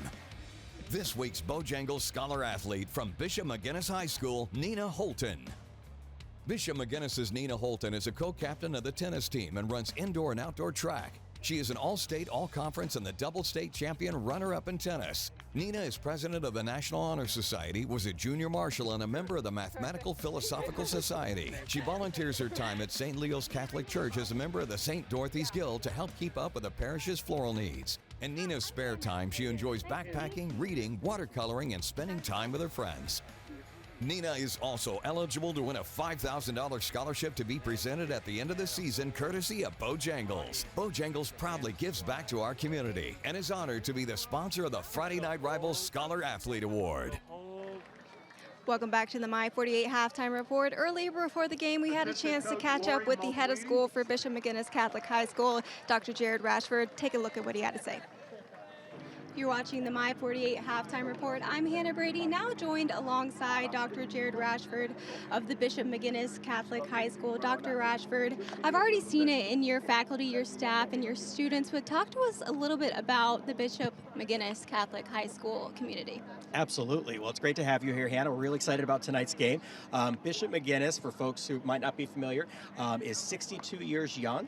The school was opened in 1959 over in Winston-Salem, actually Link Road, which is the current location of Our Lady of Mercy Catholic School.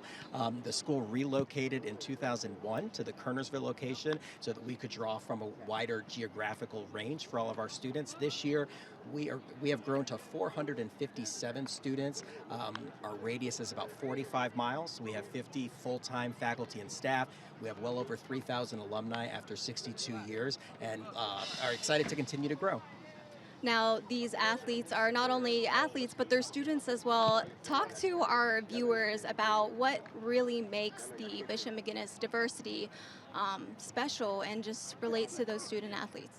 Absolutely. So kind of at the core of our educational philosophy here at Bishop McGuinness is educating the whole student. So we aim to provide a formation in the academics, but also in character and in faith. So we are a Catholic Christian school in the area, and really that component of character. There are so many virtues and skills that our student athletes can acquire by playing sports. Each season, we have close to 70% of our student body participates in a sport at Bishop McGuinness, which we're really excited about, and that program continues to grow. So our athletics really is a major component of educating and forming the whole student.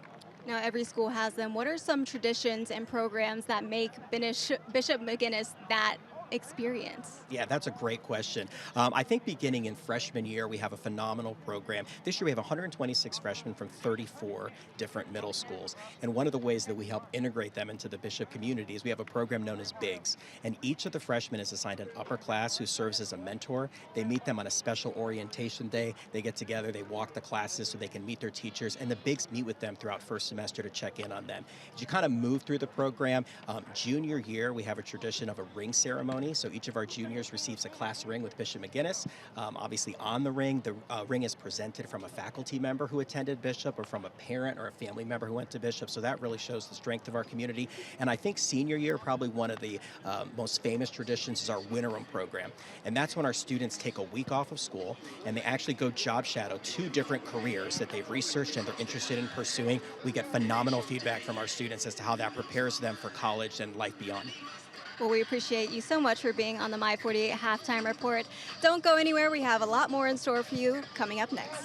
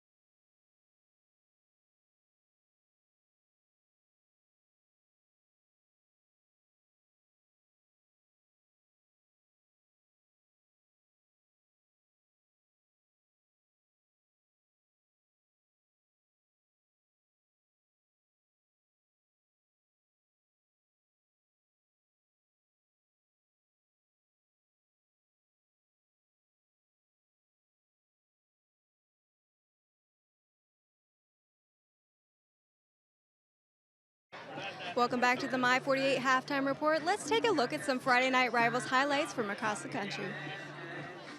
The best Thursday night lights and Friday night rivals highlights from across the country. Very sad he has to miss this game, but his brother just made a big play. They are arguably Station Camp's two best players. Here comes the best player on the field for Springfield. C.J. Cobbins is everywhere. 97 yards to the house. 4th down and 1. The game on the line. They hit it to McCullum, and he gets up to the outside. He's to the 10, steps inside to the 5, and the big man, Angelo McCullum. Wants to air it out. Looking for Donnelly up the near side. He's got him inside the 20. First down, Trojans. Running the ball today. On a first down, they're going deep, and he's got Caden Lloyd. And the first play of the game goes for a touchdown. Shotgun snap. Thieves far side. That's caught.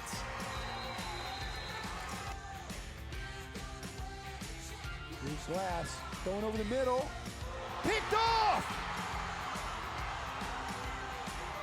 A game-saving interception. Intercepted. Ball game. The freshman Colton Overby to win it. Intercepted by Alan Dickerson. Springfield wins.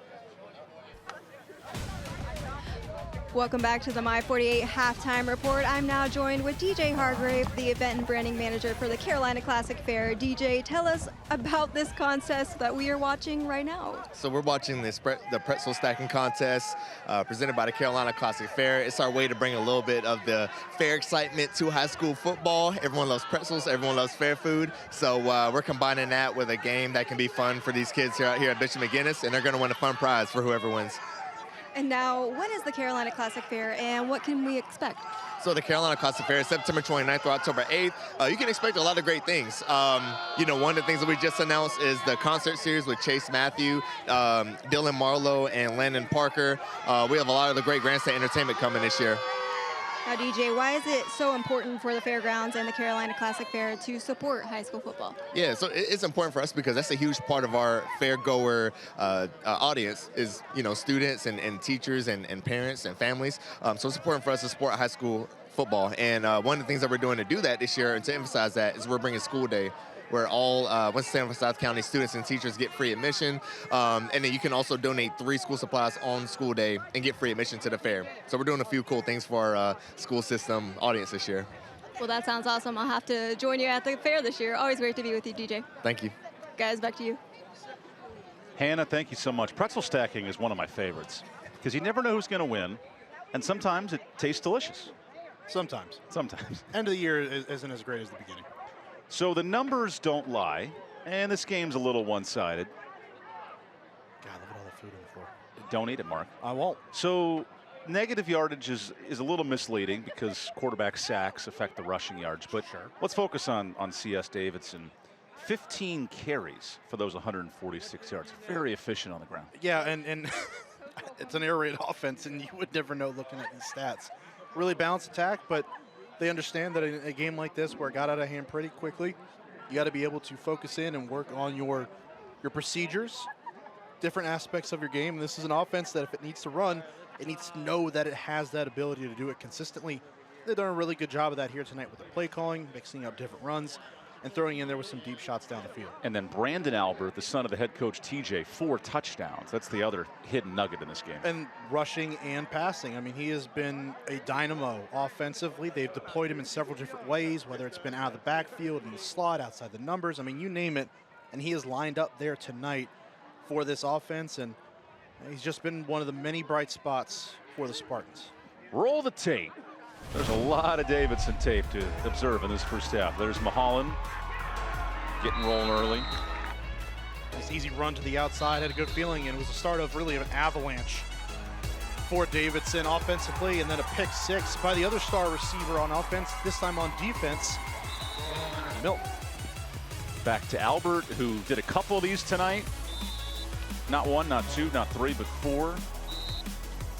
And it was just, again, not to pile on, but just really an offensive showcase of what this offense can do, what this defense can do, what this team in CS Davidson can do. From Millens to Albert to Ferguson to Mulholland to Morris. I mean, you could go down the list. It was a who's who in the first half, really capped off by one of the better plays we've seen in person this year by Brandon Albert. I mean, just an all-around performance in the first half that I think if you're looking from the outside into this stadium, from those other contenders that are going to face CS Davidson this season and potentially in the playoffs, it's a game that you knew they were going to come in and have a chance to dominate, but it has to open your eyes to some of the balance they've had tonight. You know, sometimes a good team just takes care of business. And the good news is we got a fun one next week. Now, this is when league play really gets cooking, right? And the Reagan Raiders, who we saw earlier this year, they'll take on the Glenn Bobcats. That game has some league implications. 2 clubs that have had slow starts, but have played difficult schedules. Well, they sure have. We saw Reagan a couple of weeks ago. It'd be fun to see how they've progressed since we saw them against the Grimsley Whirlies. And Glenn, always such a tough out. Defensively, they're always super stout on the other side of Kernersville from us here. So would be a fun matchup, pretty defensive heavy, but maybe a slugfest over there in Pofftown. That's next Friday, the 22nd at 7:30 p.m. Here comes CS Davidson. This is game 1 of the league conference. This is a 1A, 2A conference, depending on your size. You get moved up, moved down, but CS Davidson in 2A football, one of the best teams in their division. And Mark will compete with the likes of Clinton and Salisbury and Forest Hills for a 2A championship. Well, and they love another crack at Forest Hills, I'm sure. They really did a nice job settling down in the first half. Didn't really get going until a little bit later in the first quarter almost. Took a drive to get some of that stuff out of their system, but now they're able to get rolling into halftime and see what they have planned here for the second half. We're still waiting for Coach Holcomb to talk to Hannah, but it has been all CS Davidson. They have not had to use the starters in the second half, and all 3 wins. That'll probably be the same here in this second half.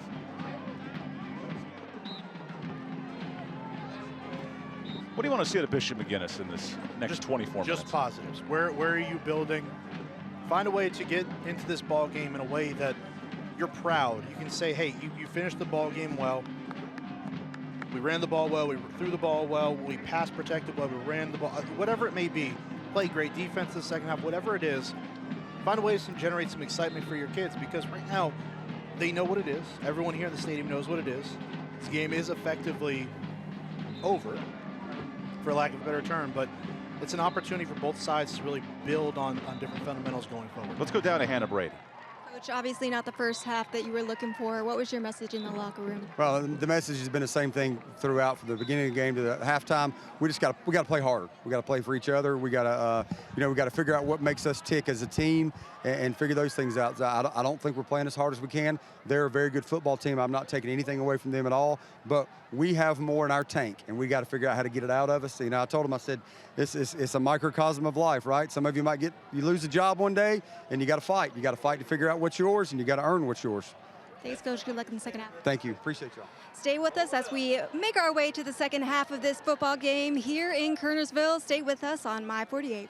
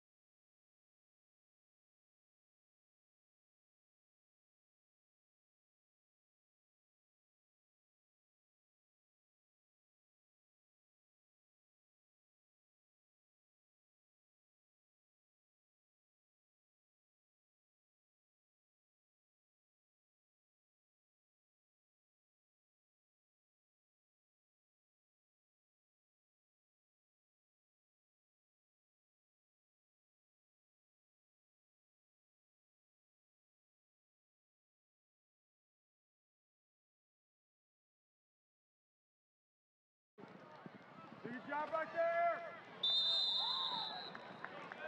For Nick.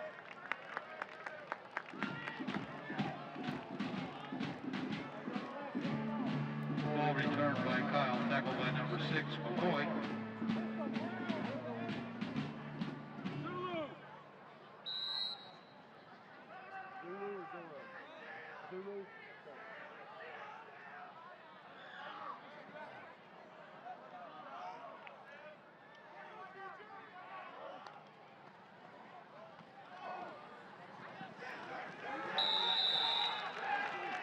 Carried by Rocco.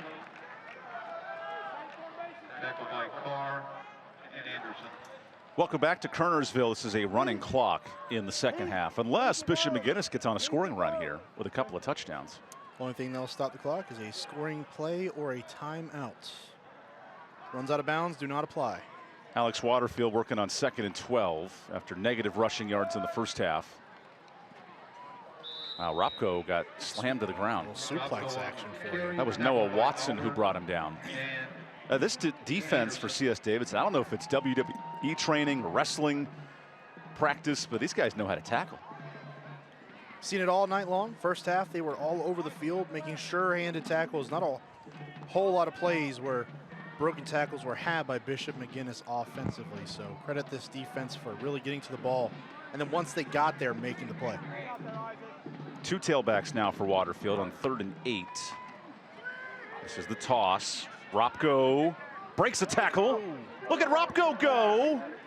Just a yard short. Come on, coach. No huddle. Let's go for this 4th down. Come on. Right? That's got to be the philosophy offensively.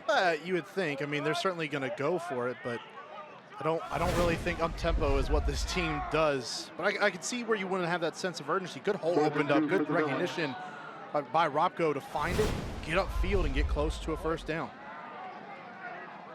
Before Mulholland got the stop. Here's a 4th and 1. First drive of the second half for Bishop McGuinness, who converted a 4th down right at halftime. Yep.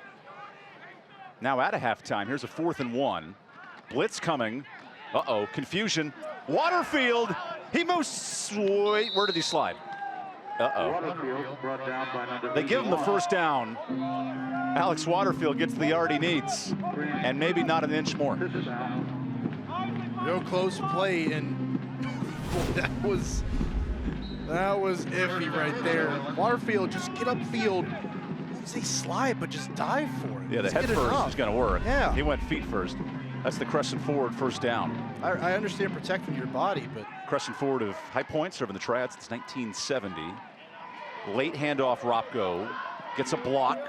Look at Ropko banging bodies into CS Davidson territory. That's a nice run for 11.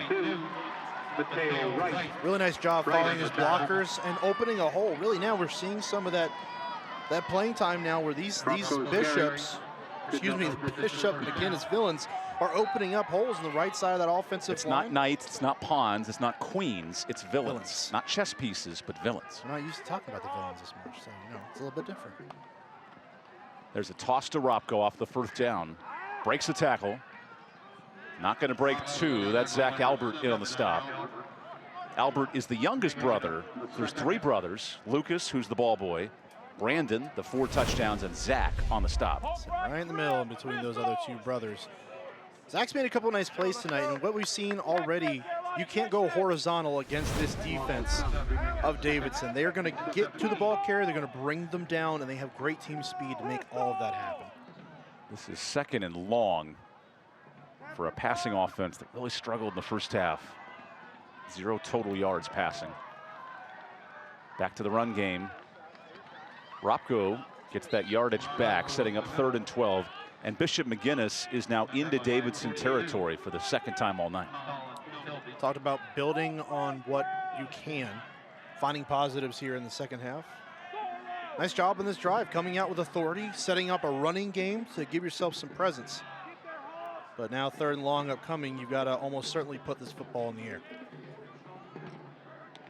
Waterfield, the handoff.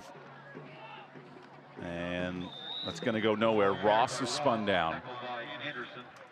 Because it's bull in the china shop. This defense knows the run's coming, and they're pinning the ears back. Well, they sure do. And that time, I don't know if it mattered whether the run was coming or if it was a pass, because they looked to get into the backfield and apply that pressure. Just too many bodies.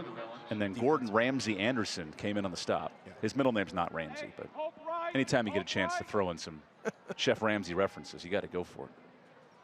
They do call him a firecracker on defense, and I mean that seriously. We just can't quote Gordon Ramsay. Not here. Not on my 48. No. Great call, Mark. We'll hand it Brady on the sidelines. Mark Covert, I'm Evan Budrovich. So this is a 4th and 12 for McGuinness. Pressure on Waterfield. Takes his shot. And that's incomplete. A turnover on downs. The clock will continue to run here. It's a little too far out of the reach down the field. Waterfield. But I like that throw from Waterfield. Yeah, no, it's a good look, and he had time to make the throw. More importantly, protection held up. Got it down the field, just could not connect too far out of reach. So a nice drive, but on the other side for the reserves of CS Davidson. Waterfield is 0 of 12 tonight. Yep. He's looking for that first completion. We'll see if he can find it. We told you both teams will go deep into the bench. This is Simon Martinez, the new quarterback. Simon hands it off. And Josh Andrews, the sophomore tailback, gets a couple. Stopped there by Mario Lanza. He went to the sideline to get his play from TJ Albert. Comes back in. There's a lot of new faces. This is something TJ Albert mentioned. In 3 wins, the backups have played the entire second half. Yeah. And now these kids are going to be future starters next year. So they got to be ready, right? Here's Simon Martinez, who does not have a number on his helmet. Gives you a sense he's on the JV team. But there's a nice run. That'll be at the sticks. And Andrews is considered short. 3rd and half a yard coming up. Nice run straight up the middle. Good push up front by his offensive line. Opening up a hole for him to go through. Finds it quickly and scoops. I like this Andrews kid. He runs hard. He puts his head down. He goes for it. Well, and that's what you need. You talk about the guys that are going to be future starters for this offense and have a legacy to uphold nonetheless. They have to be able to play. That's a 3rd and short. Look at Anderson. He's got it inside the 35. Andrews gets the run. Josh Andrews, who's played middle linebacker, he plays lacrosse, and this year getting some tailback time. It's these guys that really help build a team. As he's switching the ball between hands on the carry. Yeah, but that's good awareness, right? Get it away from the defenders, go left to right, get it towards the sideline that time. Good awareness by Anderson in the open field. After the Crescent Ford first down. Clock is running this entire 3rd quarter. McClure pitches it out.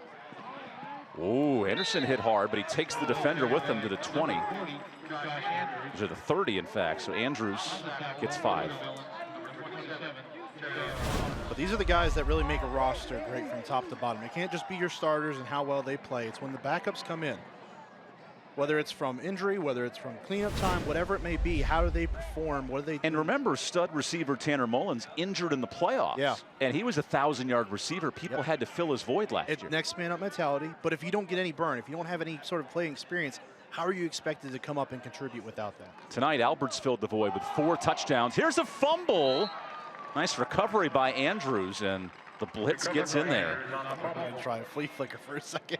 They thought about it, and then it was hang on for dear life as it sets up 3rd and forever. But really, to complete that thought, these are the guys that not just on game night, but also throughout the week in practice. Like, how is your team built from top to bottom? Are you getting good competition and good reps during practice during the week? And these are the guys that help you do that. Look at this man, Simon Martinez. He's swimming in those shoulder pads, but he's stepping up for his team tonight.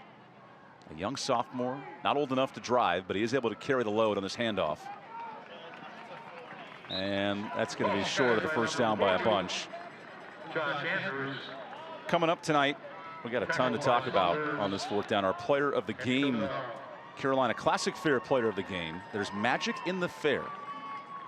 Also tonight in the 4th quarter, we'll have our West Shore Home play of the game. West Shore Home bringing happiness to every home. You know what also brings happiness to homes, Mark? Hayes Jewelers. Hayes Jewelers kickoff. If you're ever in the mood for a ring, just call our friends at Hayes Jewelers. I am sure to pass that message along to somebody. I heard you might be in the mood for a ring. We'll see what happens in this 4th quarter. Conference ring, what? Martinez with the best team in this division.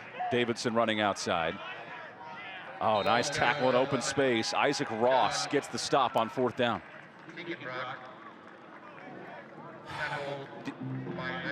You know what? We'll take our final timeout of this quarter and then come back for the 4th after this. Take a quick break. CS Davidson rolling tonight in Kernersville.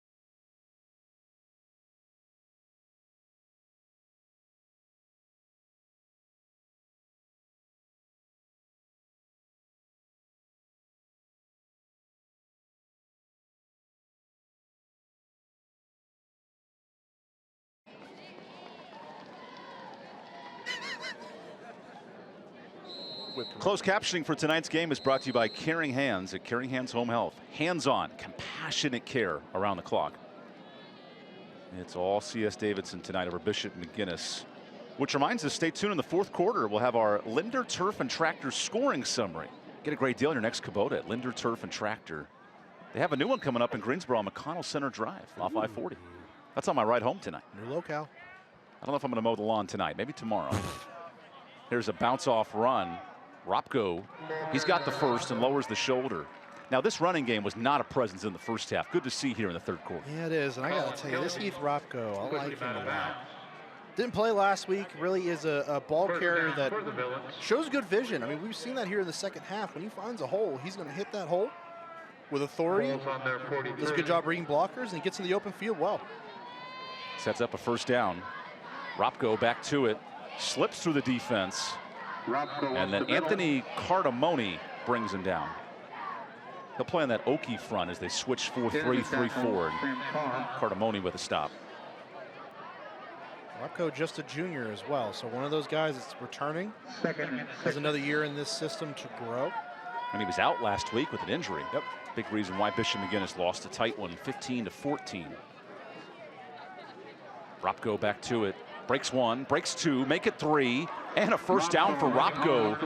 It's like watching a wrecking ball up the middle. What a strong runner. Well, and really, you got to think about what a difference he would have made last week in that loss. But now here tonight, again, try to build off of things that you can work off of the rest of the season. The running game has shown some life here in the second half behind the pads of number 24, Heath Ropko. This will be the final play of the third quarter. Okay, Waterfield, make sure to snap this. Tick, tick, tick, tick, tick. Yep. And the ticking time bomb heads to the fourth. Pretty content with letting it go. Okay. When we come back, final 12 minutes here in Kernersville. The Villains look to sneak into Davidson territory and get a touchdown to close out the night.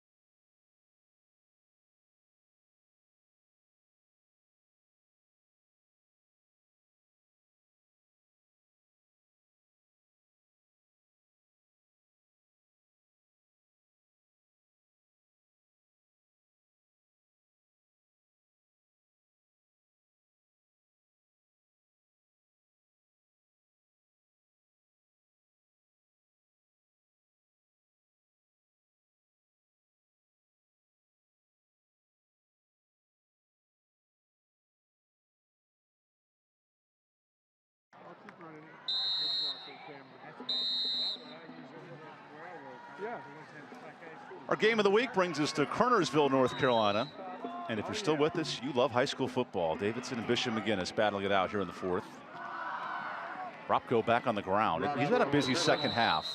Just 11 total yards for McGuinness tonight, but Ropko's done a good job in the second half. That means they've had like 40 some odd yards here in the second half, right? Negative 32 coming out of halftime. So, hey, bright spots again, and he has been one of them. Heath Ropko in the second half has been fantastic toting the football. Entered this game with 150 yards rushing, and we're seeing why tonight. Coach Mark Holcomb said he's a film watcher, man. This guy's always in the film room watching tape. He watches his O-line, give him a block to the left, and there's a tackle for loss. Noah Watson on the stop. You got to remember, too, like those coming into this game, those 150 yards were only on 23 carries. So you're talking about a guy who's averaging over 5 yards a carry already, and that's exactly where you want to be at. You want to be a really good ball carrier as a running back. You got to at least hit that 5 yards per carry mark, and Ropko hits that and more. This is a 3rd and 13. Ropko back to it. He picked up a first down on the last series, and he'll get about 3. What's impressed you about Davidson's defense tonight? The speed. Really the team speed, but how they hustle to the football and then bring carriers down. You see right here, even the pursuit, everything about them defensively, what you preach as a defensive coach, getting to the football, bringing the ball carrier down, hustling to the football. I mean, it has all been there, and it's been textbook really by this defense of Davidson, just getting there, making the play. That was the sophomore Grant Fishthal. Try saying that 5 times fast. And doing it again. On the stop. That was on the edge here, 4th and 10. Here comes the blitz. Uh-oh. Waterfield's not going to get it. Younger Zach Albert joining his brother there with the stop. We'll take the timeout. A couple minutes to go here in the 4th. CS Davidson looks to continue its run in 2A football.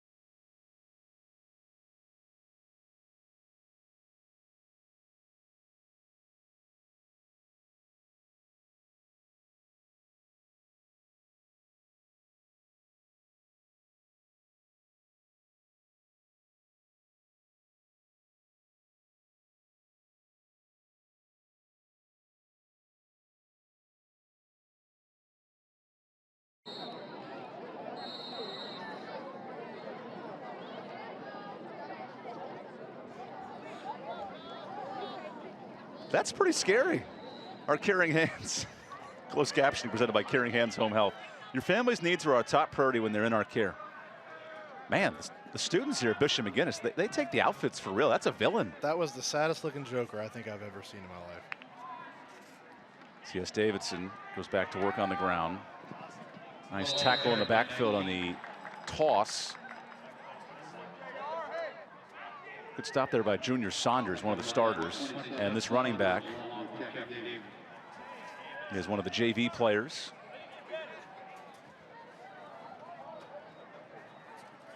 Saunders has shown himself up, though, pretty well tonight. Again, took a kickoff in the first half and got mollywopped basically as soon as he caught the football. It's a big word there, Mark. Thank you. I know. I've been working on my vocabulary. Here on a fall night, temperatures in the 60s. It's amazing here in Kernersville. Just like the running game for Andrews, who gets outside, stays in his bounds, and knocks through a man. Whoa, we got a late tackle and now a little scrum. It's okay, no flags, we're gonna keep playing. Keep that clock moving. And Andrews is fired up, isn't he? Taking the defender out of bounds with him. Breaks a couple tackles, little face mask miss there as well, but look at the stiff arm several times. Takes Saunders out of bounds with him. What the effort there. So a 3rd and short here for Davidson. All the backups in now in the second half. Led 57-0 at the break. Here's the toss. And that's short, setting up 4th down. Good pursuit by this McGuinness defense. I did a really good job at the point of attack, too. Stopping that run from getting outside, sealing it back in, and not allowing Andrews to square his shoulders right away. Had to hesitate and then try to get upfield before a host of villains was able to get there and corral him. Nice job setting the edge.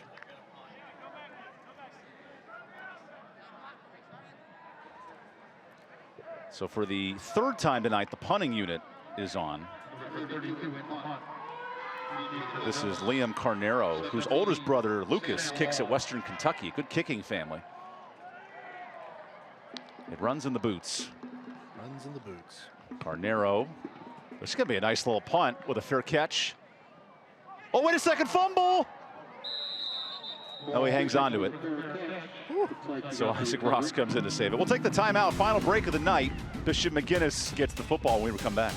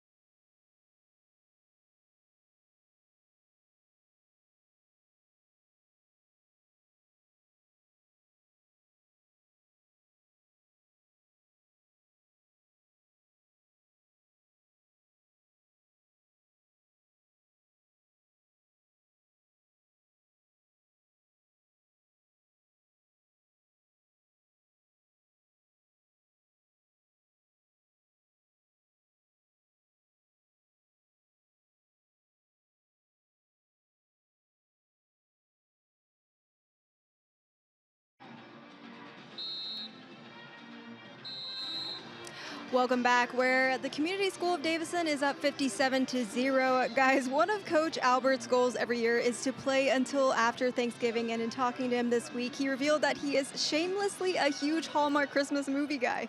This newfound love started when Albert got sick with COVID and was up one night feeling really under the weather and sat up and put on a Hallmark Christmas movie, and he said, it just made me happier. Ever since then, he records everyone, and his friends even bought him a Christmas movie mug, guys. I love a good Hallmark Christmas movie. I'm thinking of The Great North Christmas, The Night Before Christmas, The White Christmas. Those things keep me up at night, man. They're really good. What do you watch before Christmas? I stick to the more traditional ones, you know. The Grinch Who Stole Christmas. Well, hang on. Yes, He Stole Christmas. The animated one with Benedict Cumberbatch is really good. Very good point. But I'll tell you what, TJ wears that like a badge of honor, and he should. Because his team responds to his Christmas dreams. Yes. And here's Davidson looking to make a deep playoff run. A little bouncing and dancing there. That'll Ropko will be short. Much better running, though, from Ropko in this second half. Well, it's been a byproduct of what they've done offensively. The offensive line has really gotten it going here a little bit, able to move some of these defenders off of their points, has allowed Ropko in this running game to find some holes to run through. We have a helmet issue for Ropko. Where's the sticky glue? They're just going to pull him off the field. Probably the better option. Want to thank the athletic trainers for both teams that help make these things possible. And that'll allow Dylan Bourgeois to check in. There was another Bourgeois who was one of the cheerleaders. I don't know if they're related, but I did hear the name earlier tonight. Oh. I'm assuming they're related. But you never want to assume. No. You know what that does? It makes the score 57-0. That's what it does. Third and short. Ross on the ground. That'll be a first down and a nice run. That's the longest run of the day for Bishop McGuinness, 10 yards. Noah Watson on the stop. He sees it run up the middle. Look at that. Breaks a tackle, hangs onto the football. You can see that defense of Davidson trying to rip that football out. Nice job to hang on to it. Move the chains. That's a Riddle tractor first down. Ross, nope, quarterback keeper. Whoa, juke! Waterfield, he's got an avenue. And give him 15 yards. Nice run by the quarterback. Very nice run. Just getting out on the edge, fakes it. Fools almost everybody, picks up a huge first down. Now this is something Bishop McGuinness can take for next week. How about that? A little sidestep action from your quarterback. That's some elusiveness in the running game. That's the 6th first down of the night for Bishop McGuinness. A couple of those on this drive as the ball boy takes a wide right to get off the field. Back to Ross. Oh boy. Timber. It's going down. That's Greg Jones bringing him down. Explodes into the backfield, makes a nice play on the running back. Shed a couple tackles and had nowhere to go that time. That is never fun as a running back. Mark, you were an offensive lineman in your day. How do you protect and help out your tailback? Well, you block for him. That'd be the first part, right? But it's just about being tenacious and understand he's working just as hard as you are. You got to handle your business up front. Yes, Richard has it. Especially for an undersized offensive line. 2 starters out tonight, Caleb Martin and Xander Longcar. And now a 3rd and 10 coming up. We have an injured player down for Davidson who looks to get back up. That's Gordon Anderson. And now we will officially stop the clock to check on Gordon. Oh, yeah. Classic case of the hammies. Yep. Kind of get crunched underneath that pile sometimes, right? Good news, Gordon looks to be okay. But to continue that thought, Evan, realistically, you got to understand your guy in the backfield, those guys are working just as hard as you are. You just got to keep plugging away. It's tough. I mean, you're constantly hitting another guy every single snap. And when you're an undersized O-line, right? You got to scheme up yardage because you're not going to win off the line of scrimmage. You got to do it by technique, and you got to outsmart your opponent essentially and outwork them in that way. Here's the 3rd and 9 officially. Bishop McGuinness with 6 first downs tonight. Want to make it 7. Quarterback movement. Waterfield. Kind of an awkward slide as he fell 5 yards short. Fishstall on the stop. I like Waterfield though out of the pocket. I do too, and you can see where there's some not just athleticism but the potential there, right? I mean, he gets out in the open field, runs well, gets downfield, is shifty. Obviously, we saw him break a tackle on the last third down attempt. Alex Waterfield, who only played in 2 games last year behind Jamison Graves, the quarterback. This might be the last play for Bishop McGuinness. Oh, give it to him. There you go, Ross. That's a first down. Line judge gives him the first. That a nice tough run. Talked about the offensive line. How do you help your running back move that defensive front backwards? Change the line of scrimmage as it were. Good push at the point of attack. And that's as easy a run as you're going to find, just straight up the middle, and you don't get hit until you're close to that first down mark. That's a Riddle tractor first down, making tall grass short. So for the 3rd time tonight, McGuinness is in Davidson territory. Oh, here we go. Ross gets a block, and he gets 8 yards on first down. Keep this thing moving here for Bishop McGuinness.